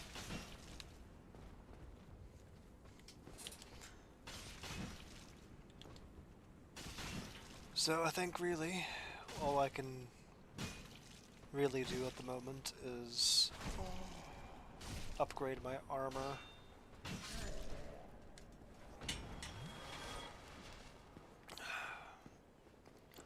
Which does unfortunately mean I'm going to need to grind. I don't think I'm going to necessarily attempt to max out all of my armor. Or, I say max, +3 all of my armor. I don't think that is strictly necessary at the moment.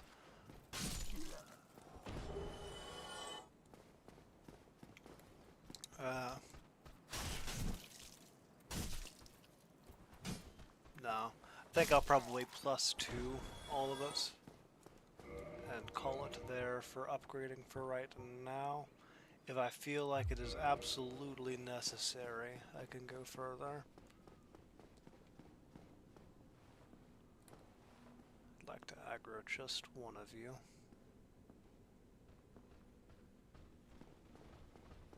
That's 2. That's fine, I believe.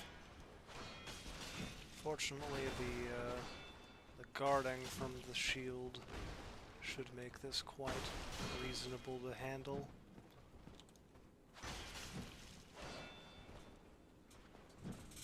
I think I will not be able to stop them from using their S's, but as far as I'm aware, they only get one.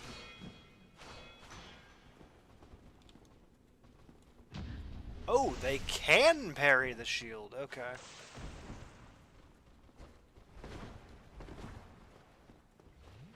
I was pretty much certain that they couldn't do that based off of how they had interacted with it previously, but that is good to know. They can in fact parry it.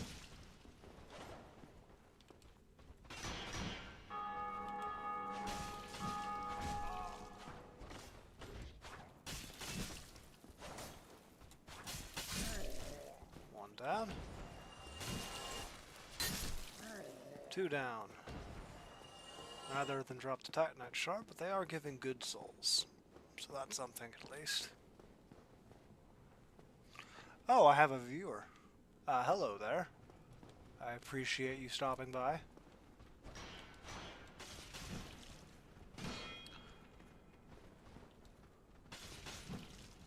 This is something that I plan to try to be streaming, if not every day, every other day at the very least, until I have cleared the run.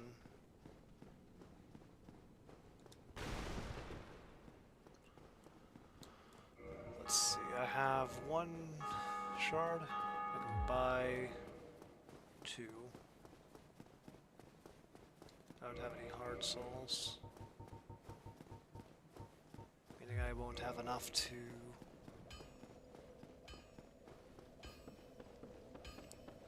upgrade both of them, but I can at the very least spend souls on an upgrade and a shard.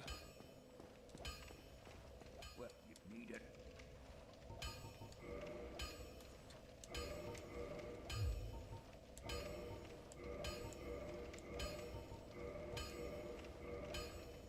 Alright, so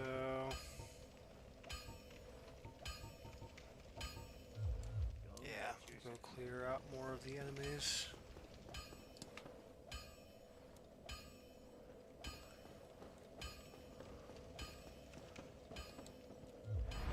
Much as I don't want to continue grinding, I think it is going to be rather advantageous to do at this point, because if nothing else, the defense will always be useful, and if I end up getting a lot more Titanite shards later on, I can upgrade different armor sets to meet different weight thresholds and whatnot. Upgrade shields other than the Black Knight shield.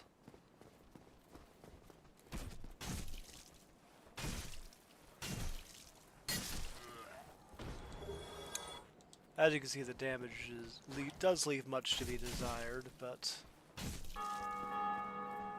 if it's going to be a battle of attrition, then what's going to matter is survivability for myself, as any mistakes I make will be compounded greatly compared to if I was able to output high damage, because the fight's going to have to last longer.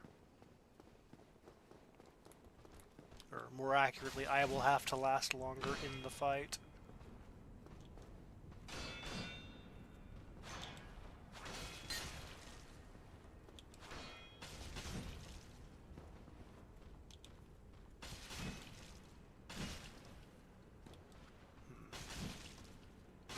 Was it the Rapier Baldur Knight that parried me?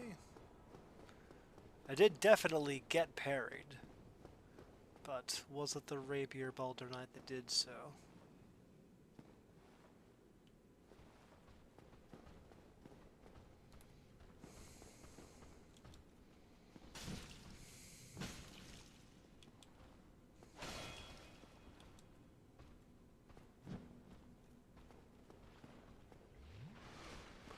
Unfortunately, I'm just going to have to let him do that. If I get too close over there, the other one might aggro. And while I have proven that I can deal with that, I'd rather not if I don't have to.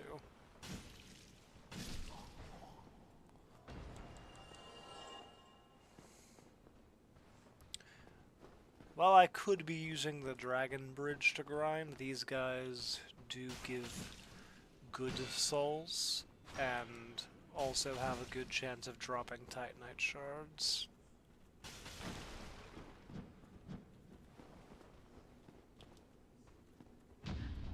Yep, okay. It is definitely the rapier ones that can parry me.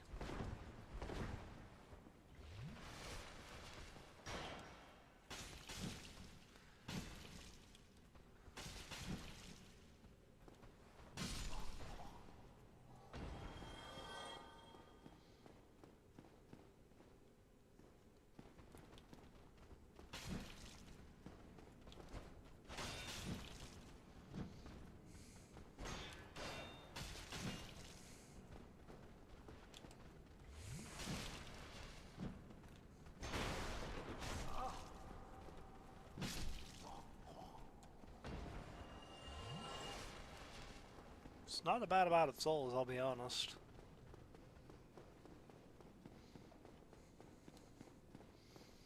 That's, I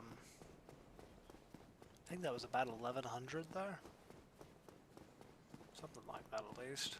I didn't get a single Titanite shard, though, which is a little unfortunate. That's fine, though. I could just buy one.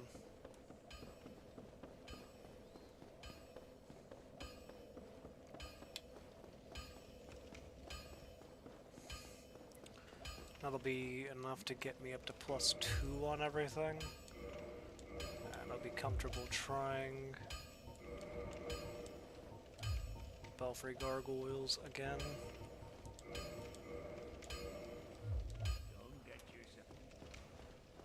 I will, however, need to go rest back at Firelink for the extra Estus flasks.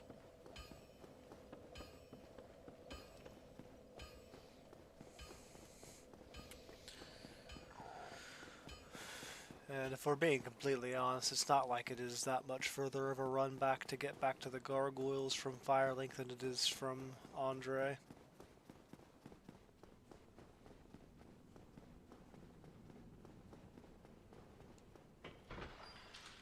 It is a bit longer, but it's maybe 20 seconds for twice as many Estus flasks. It's completely worth it. And these are now also the better portion of a full heal.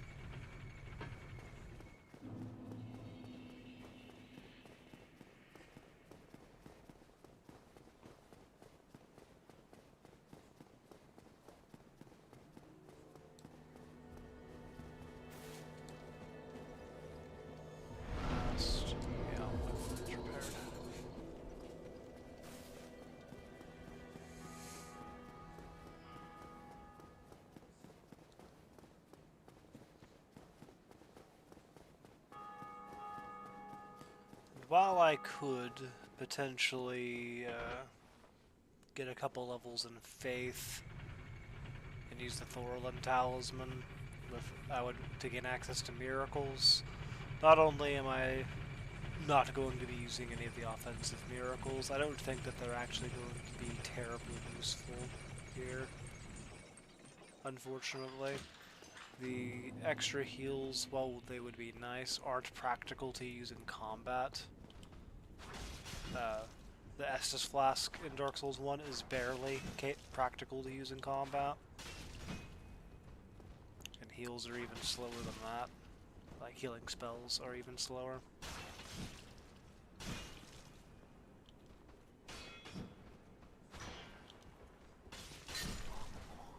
Alright, so now...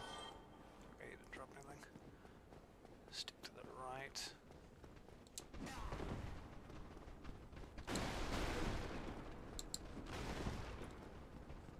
Alright. We're home free. Well, Gargoyles free. Well, even not. No. I think you get what I'm saying. Made it to Gargoyles without getting hit.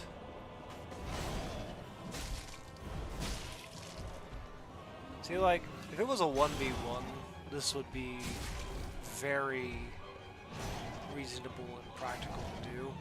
It's just that low damage runs are forced to fight 2 gargoyle at the same time for quite a long time.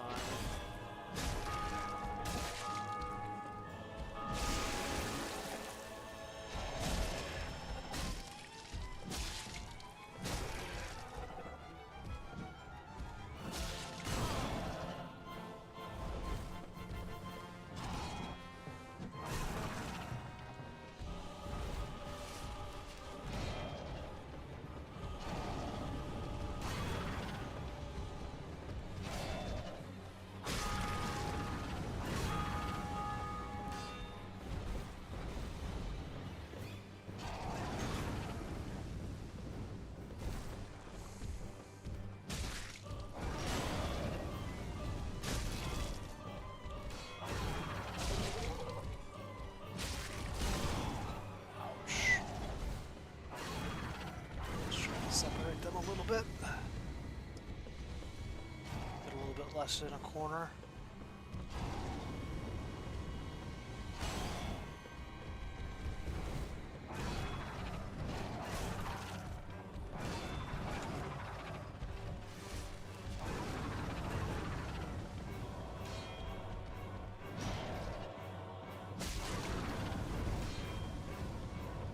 Just gotta take it very slow.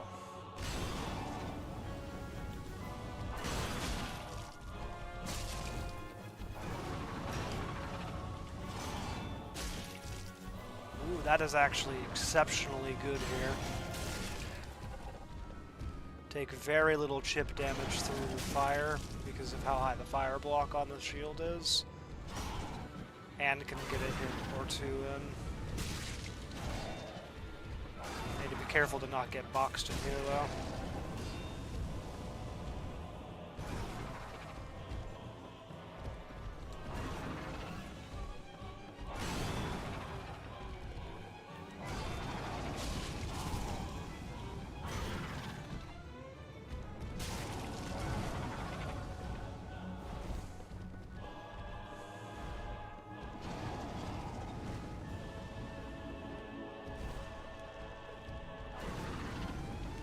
Come on, approach me.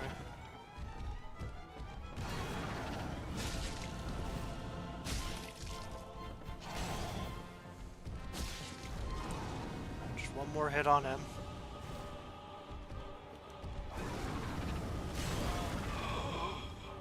No! That was so close. He just decided to do the only fire breath attack he did for the entire fight.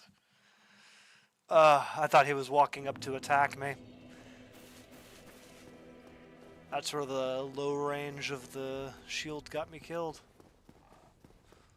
That fire breath move does a lot of damage if I don't block it. But I did just prove that this should be very, very possible for me to do. At least to myself more than anything. I think that anybody reasonably knows that this is possible to do.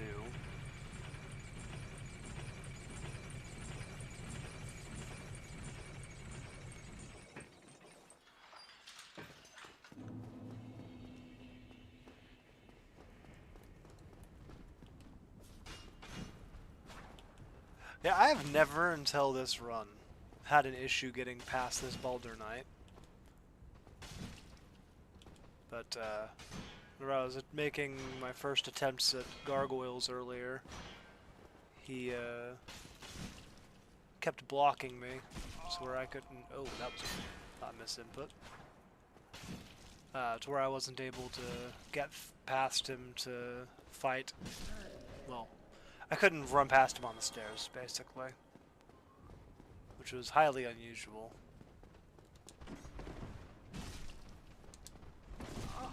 Okay. And these guys now, really? Okay.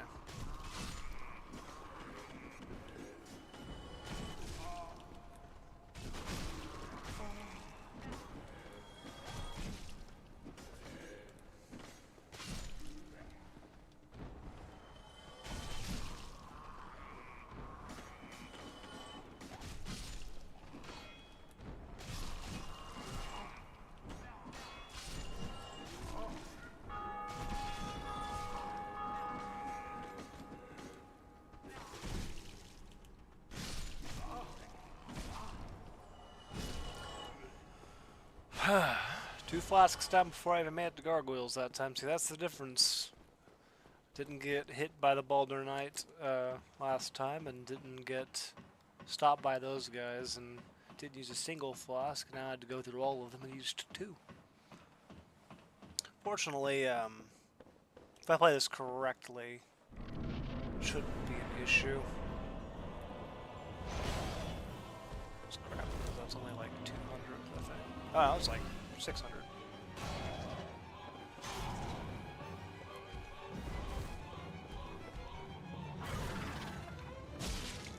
Let's get rid of that tail.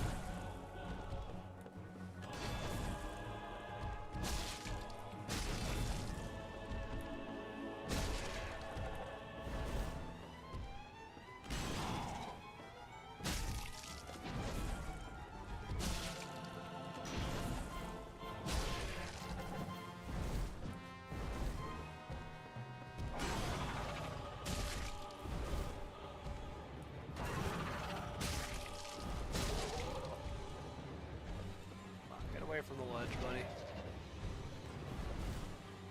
Thank you for cooperating. You did exactly what I told him to. That terrible, terrible range from the shield on full display there. Going completely through the tail and still missing.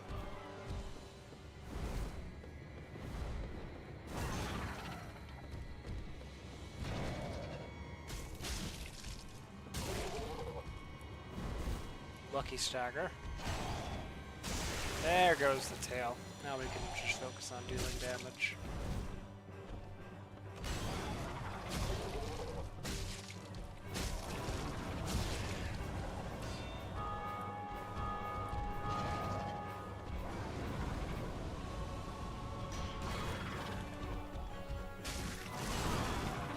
That was a misplay and a half. It's fine. That damage wasn't too high. Ooh, I did not mean to do that. Never punish, never greedy.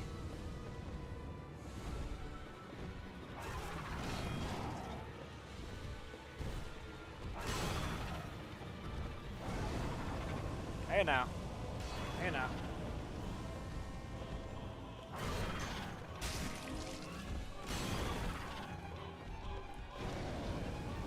You were being so cooperative last time, and now you just want to keep doing fire breath?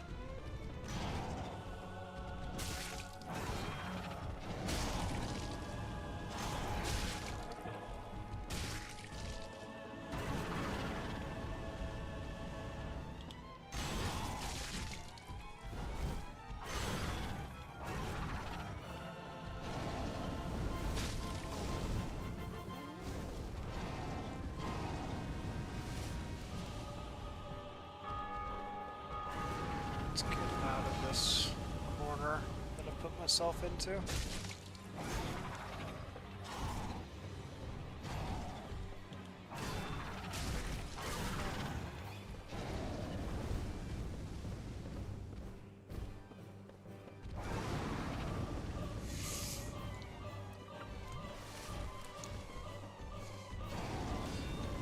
Just want to keep spitting fire at me, huh?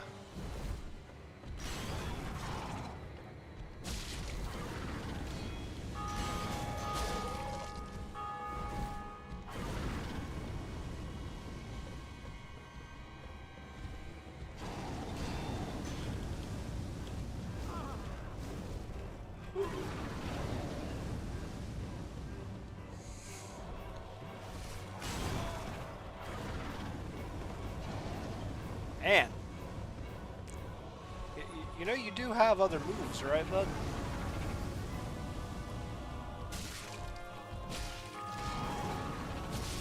Alright, 1 down. This should be easy now.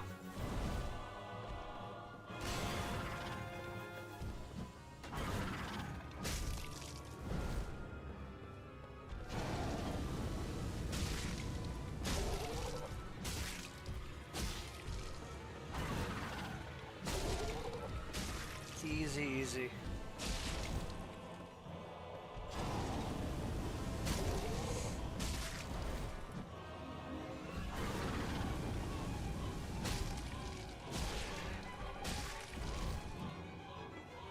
Wow. I think this one genuinely doesn't know he has other moves. And they're down. Let's go. That. I think that's the most satisfied I've been beating the Bell Gargoyles. Granted, it's the only time I've ever done a challenge run for Dark Souls 1, but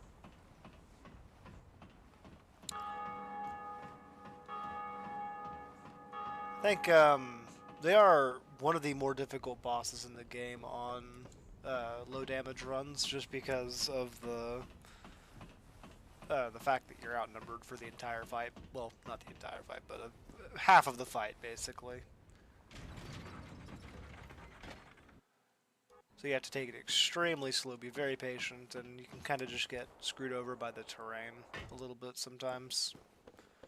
Sometimes it'll be an attack that you think might not hit you will just hit you because of the sloped roof.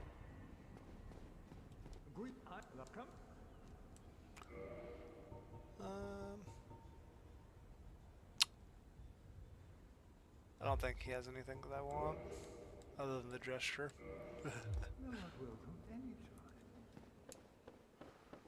Purging Stone could end up coming into play, but I think if I get cursed, other than at Seath, well, I probably deserved to.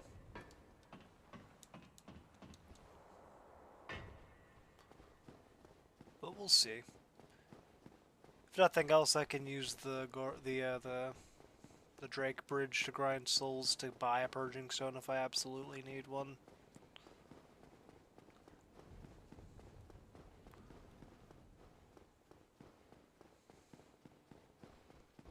Let's see.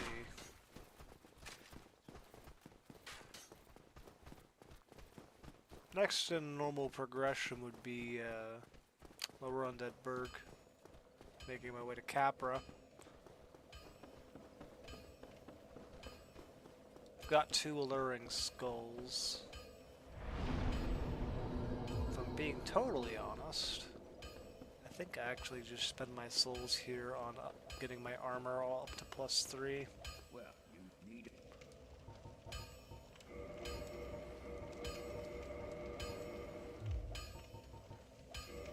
I need 3, 5, 7, 9.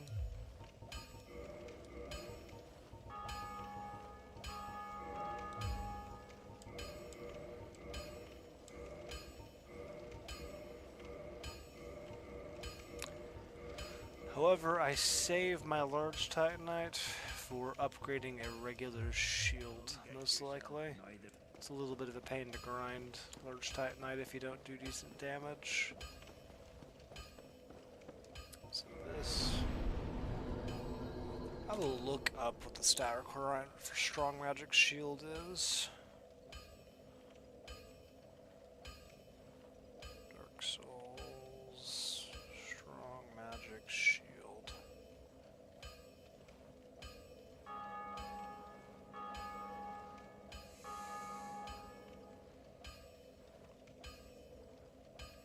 It's 15 intelligence. Oh, it only lasts 15 seconds. And that's in Dukes.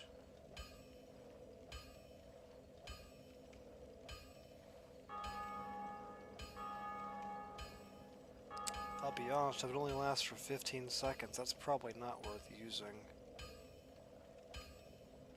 What about regular magic shield?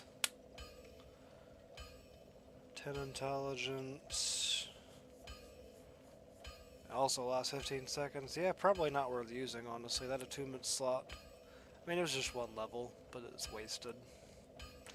I'm not going to worry about that. So in that case, level up my health some. And eventually, probably once I get to 1000 HP, gonna start leveling up my strength. 20 endurance will probably do for a while. It's not a big deal if I don't fast roll. So given that I'm attempting to block more than I am dodge, well, more than I am dodging.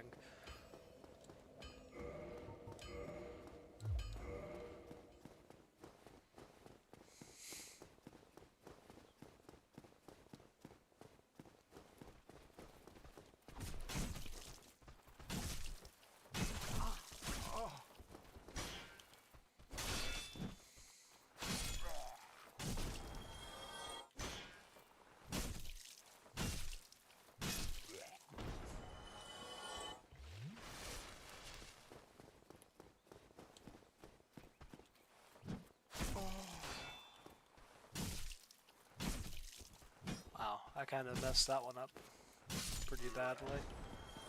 Yes, yep, the armor. Was figuring that was an armor piece, but yeah, going through here is probably the better idea.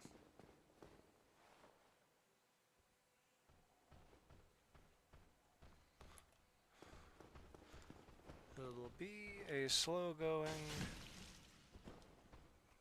method of getting there, but it is going to be the faster route, if nothing else.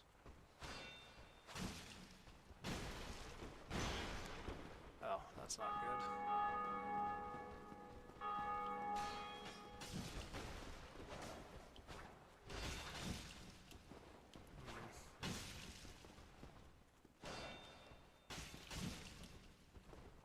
And like I said earlier, while I would prefer to avoid getting the bone shield, if I end up feeling that it's necessary, I will.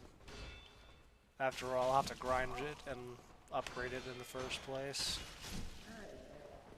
At that point, I'd say I probably earned it, to be honest with you.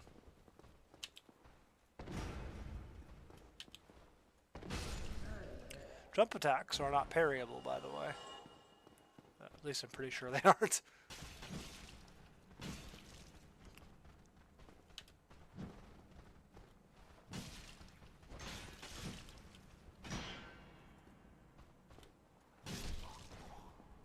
Alright.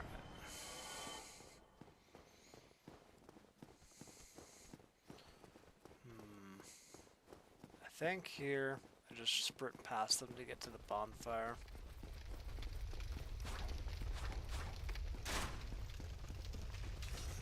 While I could try to fight that entire horde of enemies again, it's probably not going to be worth it, to be honest with you. It's not like they're going to give me that many souls, and would take forever to fight all of those guys. So the goal here is going to be getting down to the... Oh, hey, the Hellcat Dragon... Drake. Wasn't there. I probably would have gotten hit by that even if I had beelined it for the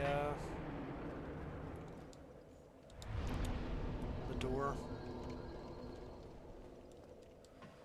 I think I made the right decision there. So the goal is the door down to Lower Undead Burg,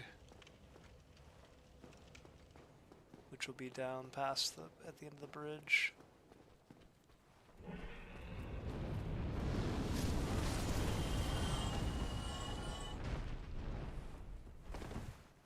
Come to think of it, I have a 95% fire block here.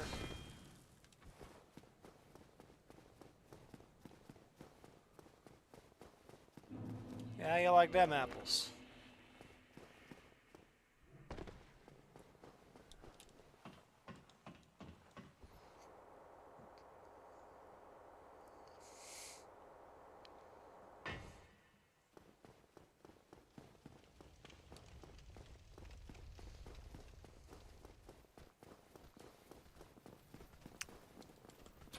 Shortcut unlocked.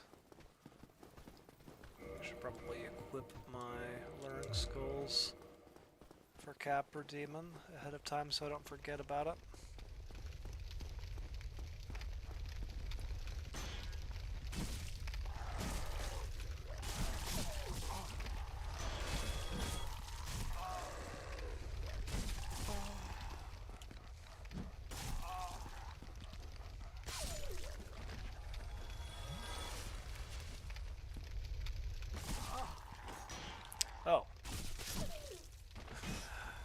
thought that one was dead. Alright. Dogs dealt with that without burning them to death.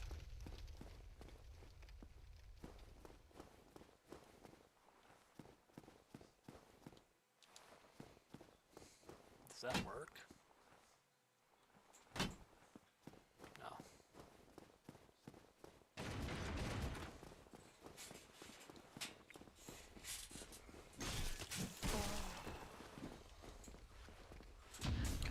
Alright. That is parryable.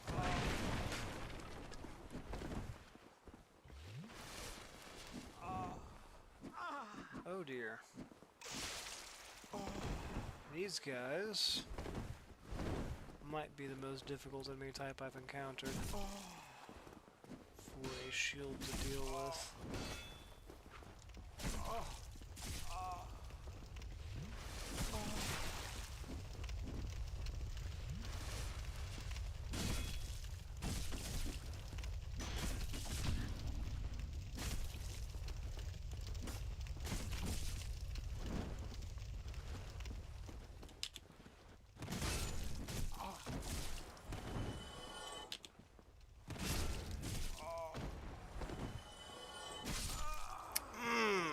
Yep, the blood loss killed me.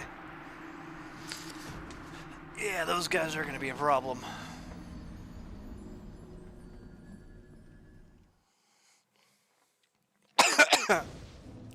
Ah.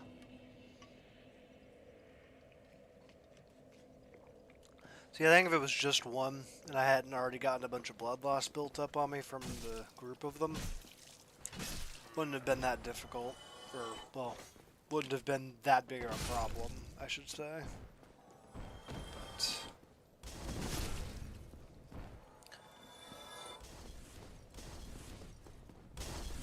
But the weapon's best AoE being the power attack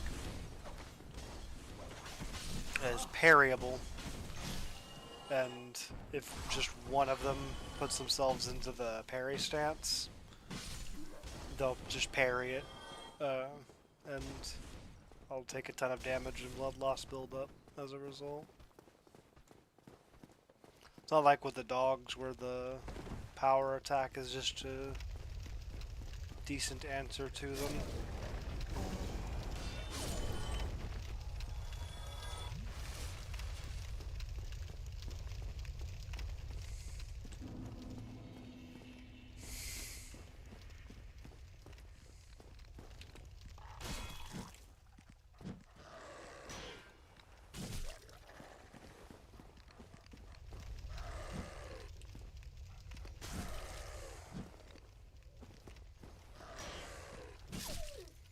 There we go.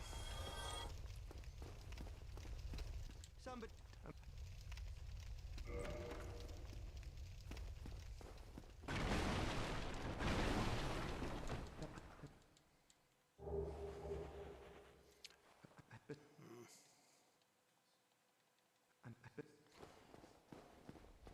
If it isn't terribly expensive, getting magic shields might not be the worst idea.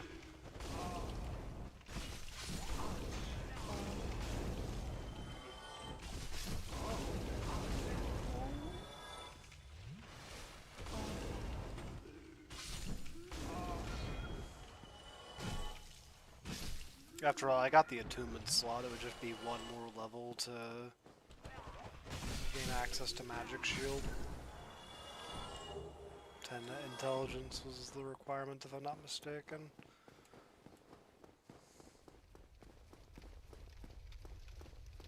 So it might not be the worst idea.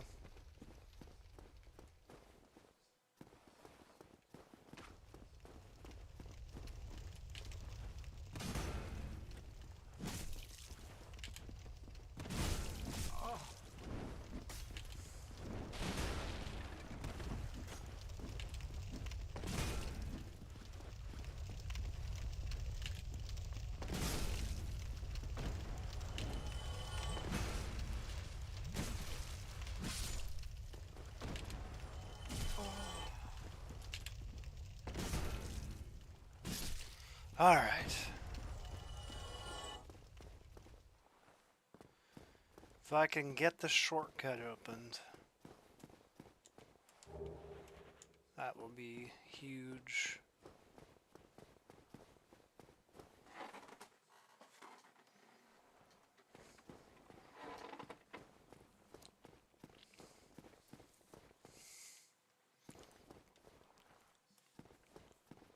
Not only would that get me back to Firelink, where I could potentially buy stuff from Griggs, but it would be a faster way back to Capper Demon.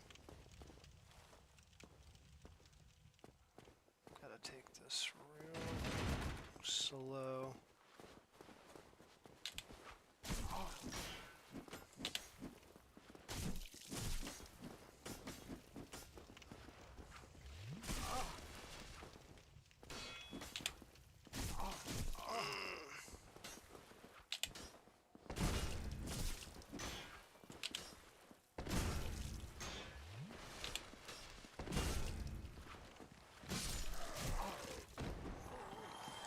Okay. One down, one down.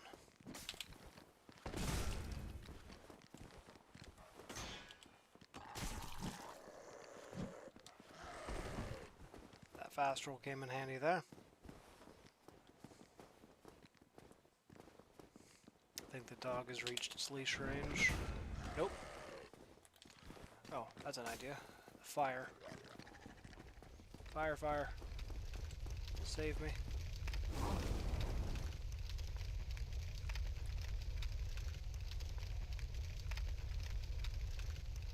Oh, I think they reached the end of their leash range.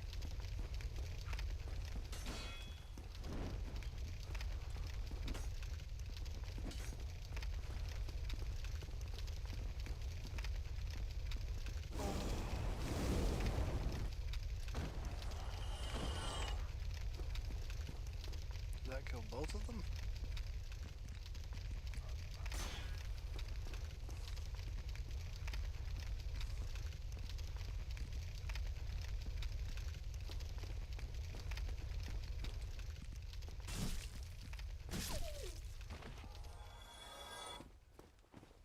I think the other thief did hit the fire and die.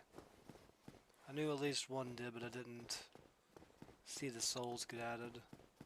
Not saying that they didn't, I just didn't see it.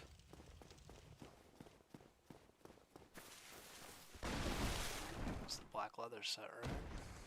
Oh, that's a soul. Black leather set is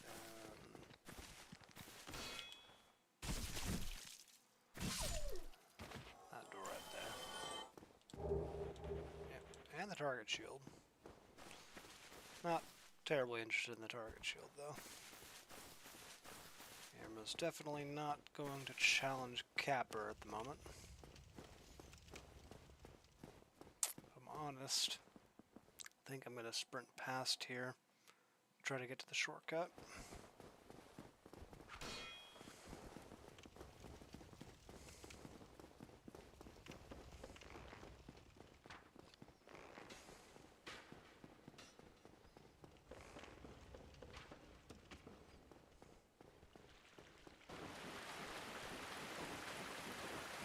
Alright. Not home free just yet, but at the very least the shortcut's open. Need to get to the Firelink bonfire to be truly home free.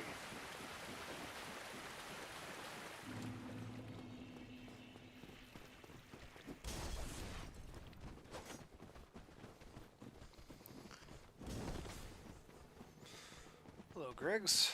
I will talk to you after I rested the bonfire.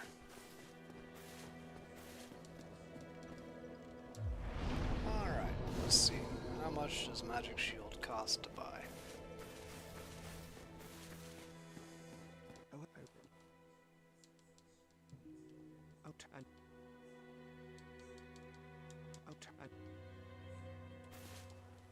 Oh, hello. Terrific to see you. And pray that... You're supposed to be a vendor, bud. What's going on? Is it because I don't have enough intelligence to cast any spells or something? Because I know that's how it works in Dark Souls 2. Oh, hello. Terrific. And Odd. I have to look that one up too.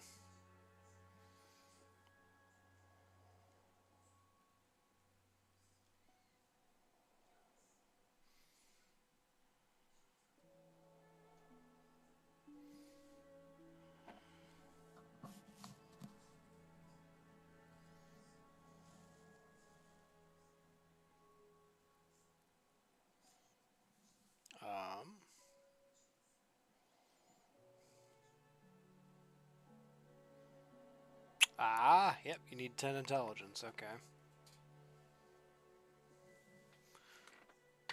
Here, I thought that was a Dark Souls 2 mechanic. That's fine, though.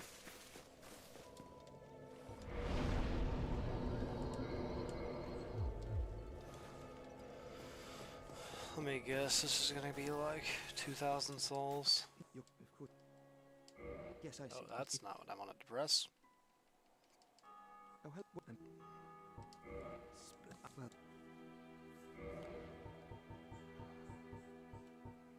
3,000 souls. Oh man. Does give 5 uses though, so that's not too bad. both, but Even if it is only 15 seconds. do. I'm willing to bet it takes like 20 years to cast as well, so it's not going to be practical to activate it during boss fights in the first place. That's fine though. 2 wasted levels isn't that big of a deal. And 3,000 souls becomes chump change later on.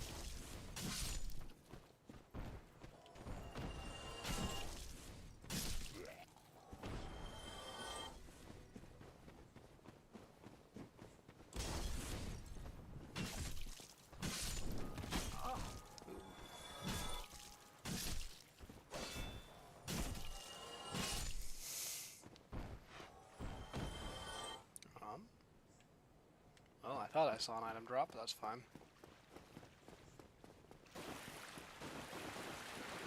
Not dealing with that rat. Not that it would be incredibly difficult, but I don't want to risk getting poisoned.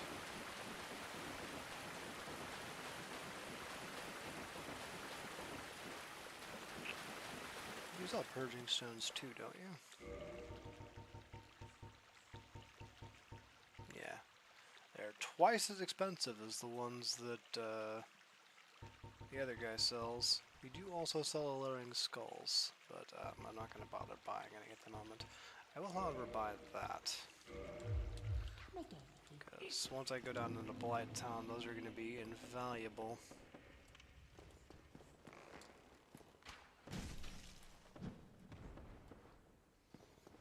Not high enough for you to take fall damage, or if you did, it wasn't enough to kill you.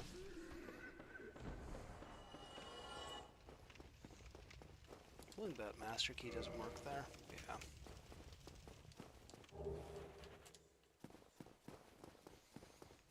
I think I just run past all the enemies to get to Capra.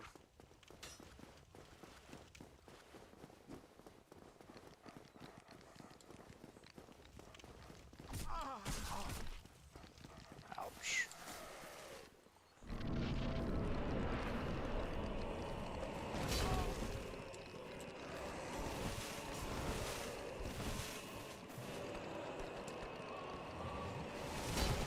Oh, really? Here I thought that,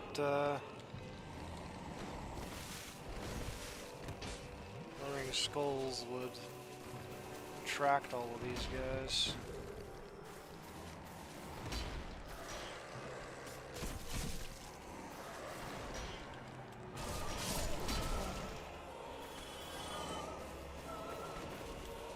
Alright, that's both dogs down.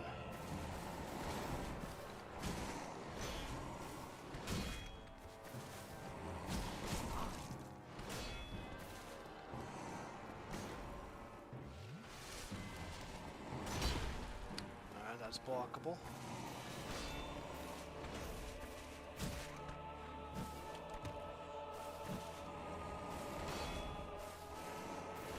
As long as I'm careful, this should be pretty free now. Ah, even that's blockable.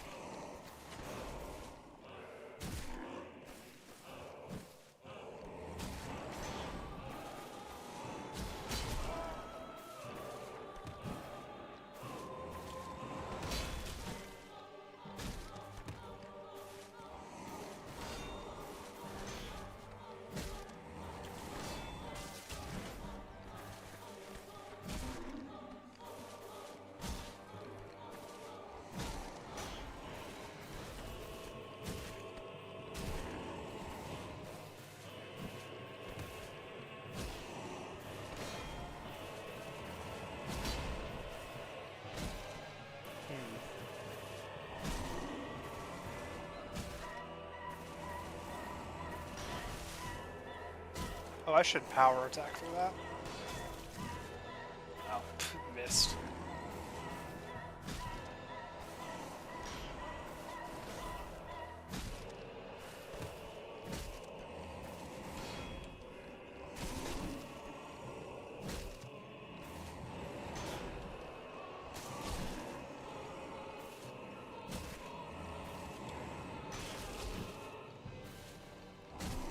Honestly,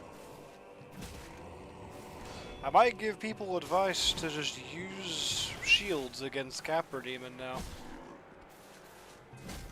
This is incredibly easy. I mean, Capra Demon's not that difficult himself. It's the dogs that are the real problem, but honestly, the power attack from the shield is pretty good at dealing with the dogs, too.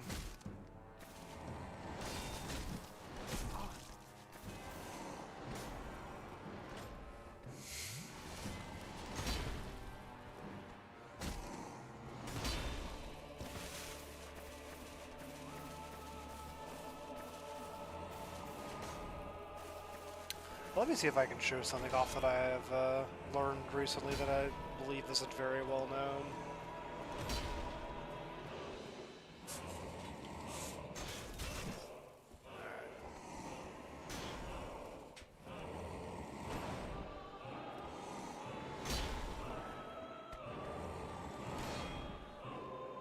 So first and foremost, he can actually get all the way up here. And secondly, he takes fall damage from that fall.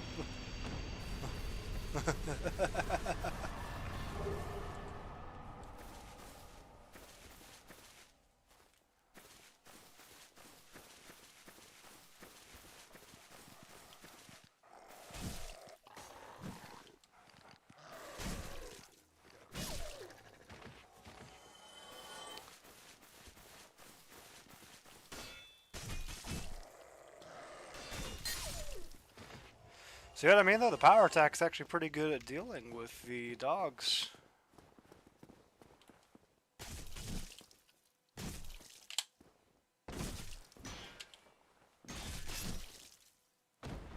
Alright.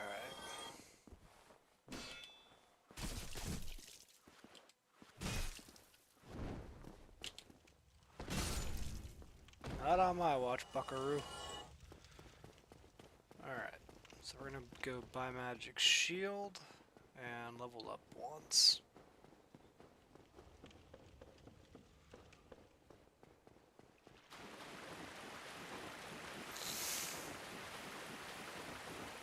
Yeah, honestly, I've actually been pretty impressed by the shield so far.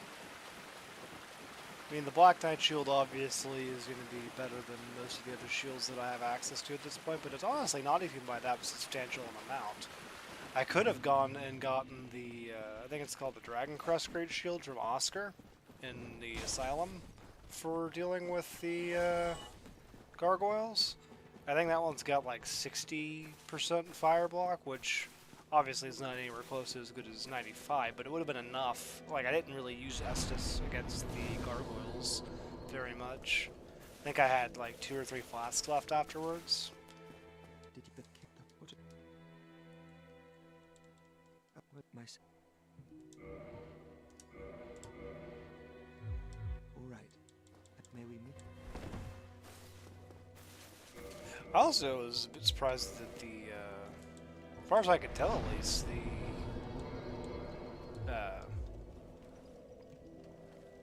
Lurking Skulls did not work against Capra Demon for some reason. I was of the impression that the Alluring Skulls worked against Capra Demon. It didn't seem like they did. This is... I don't think that's going to be quite 1,000. Not 800. Maybe about 200 for a level. I'll go kill these guys up here. That should give me enough for a level. Oh, and I need to do a Toon Magic Shield as well.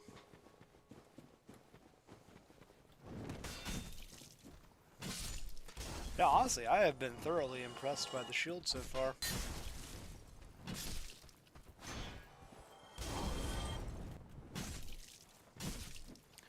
I will Give that the caveat that this is also a Twinkling Titanite shield that's +3.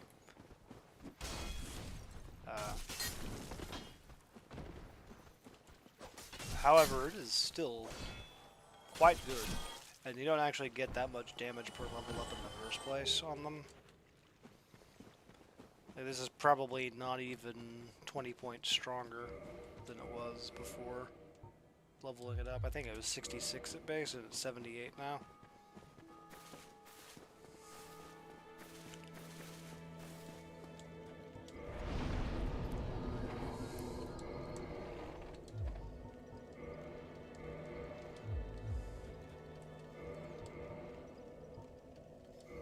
I don't think that this will work. As far as I'm aware, you can't buff.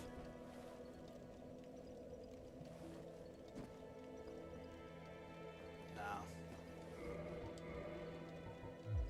And you can't two-hand, offhand weapons in this one either. That's even less useful than I thought it would be, to be honest with you. That's fine. If I really have to, I can use Magic Shield on an offhand shield to block with for any reason. That actually turns off my fast dodge, so we're not going to do that. That over there, I believe, is just Homered Bones. Ouch.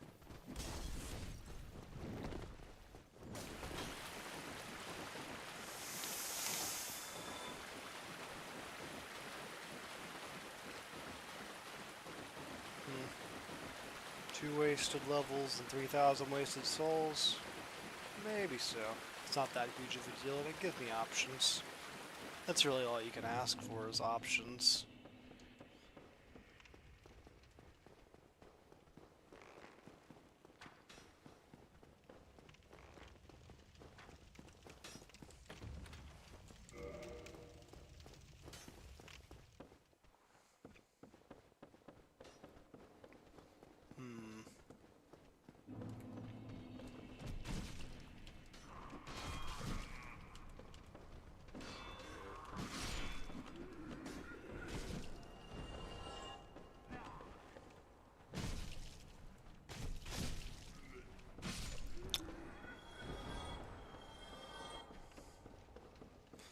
Said it before, I'll say it again.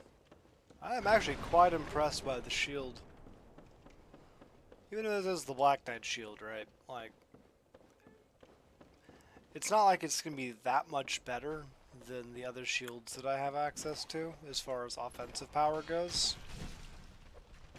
Defensive power, maybe.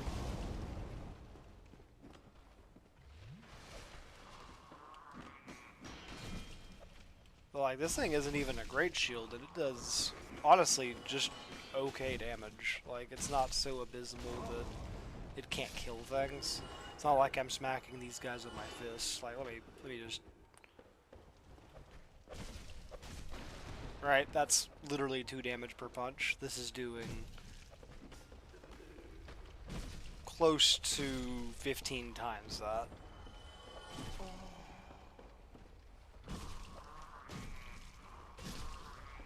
Like, did it take 3 R1s to kill a basic skinny naked hollow? Yes.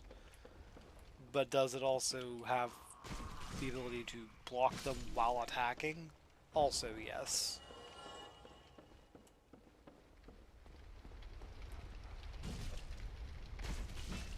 And like, really, from using a shield as a weapon, that's really all you can ask for. Like, yeah, you could ask for more damage, but it doesn't necessarily need it, to be honest with you.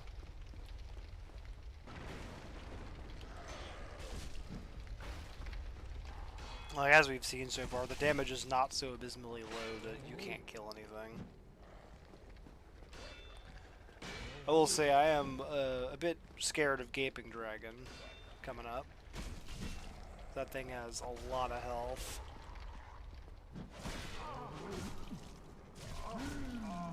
Oh, man.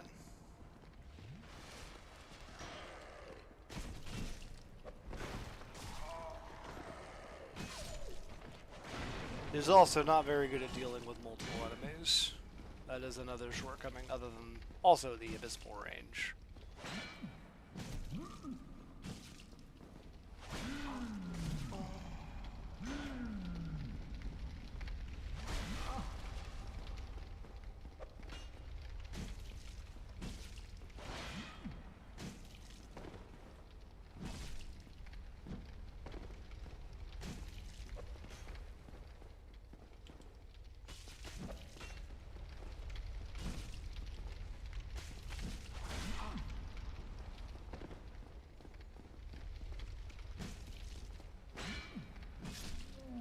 Alright. That is the large ember, right? Yep. So that gives Andre the ability to upgrade stuff with large titanite, if I remember right. Or whatever blacksmith you give it to.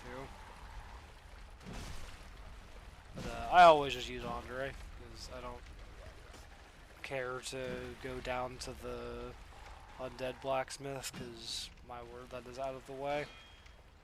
And also a little hidden. And the guy in New London Ruins, while convenient to get to,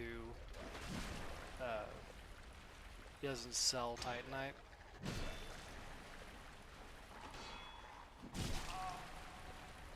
And Andre's also like in the middle of a few different, like he's at an intersection of a bunch of different areas. He's just the most convenient blacksmith to use, I'd say. In my opinion, at least.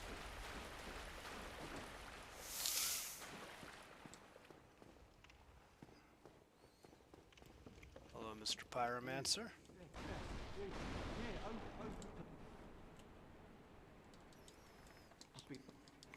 I almost called him Cornix, but that's right.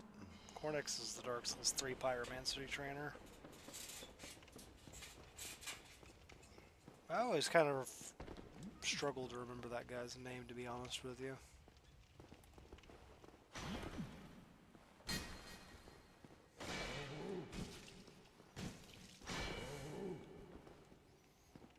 Which is a little odd, considering that... Oh, they have a grab?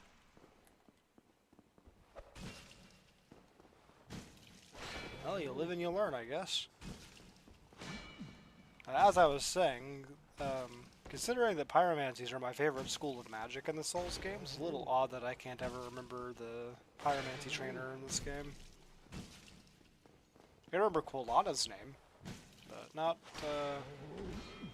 the Great Swamp guy.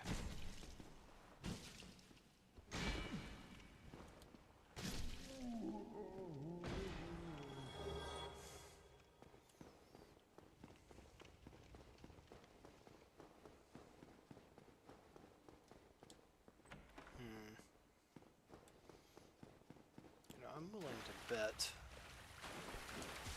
these things are probably going to be practically not feasible to kill for me. Yeah, 10 damage ain't looking great.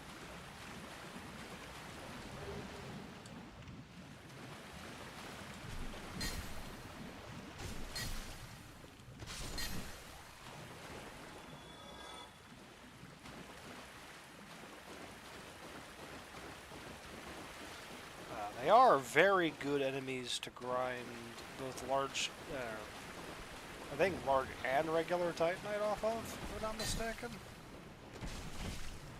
So that's very good. However, I don't think it's going to be feasible for me to kill them on this run. At least not in a reasonable amount of time. And not with what I currently have. However, I do believe that is going to call it for today.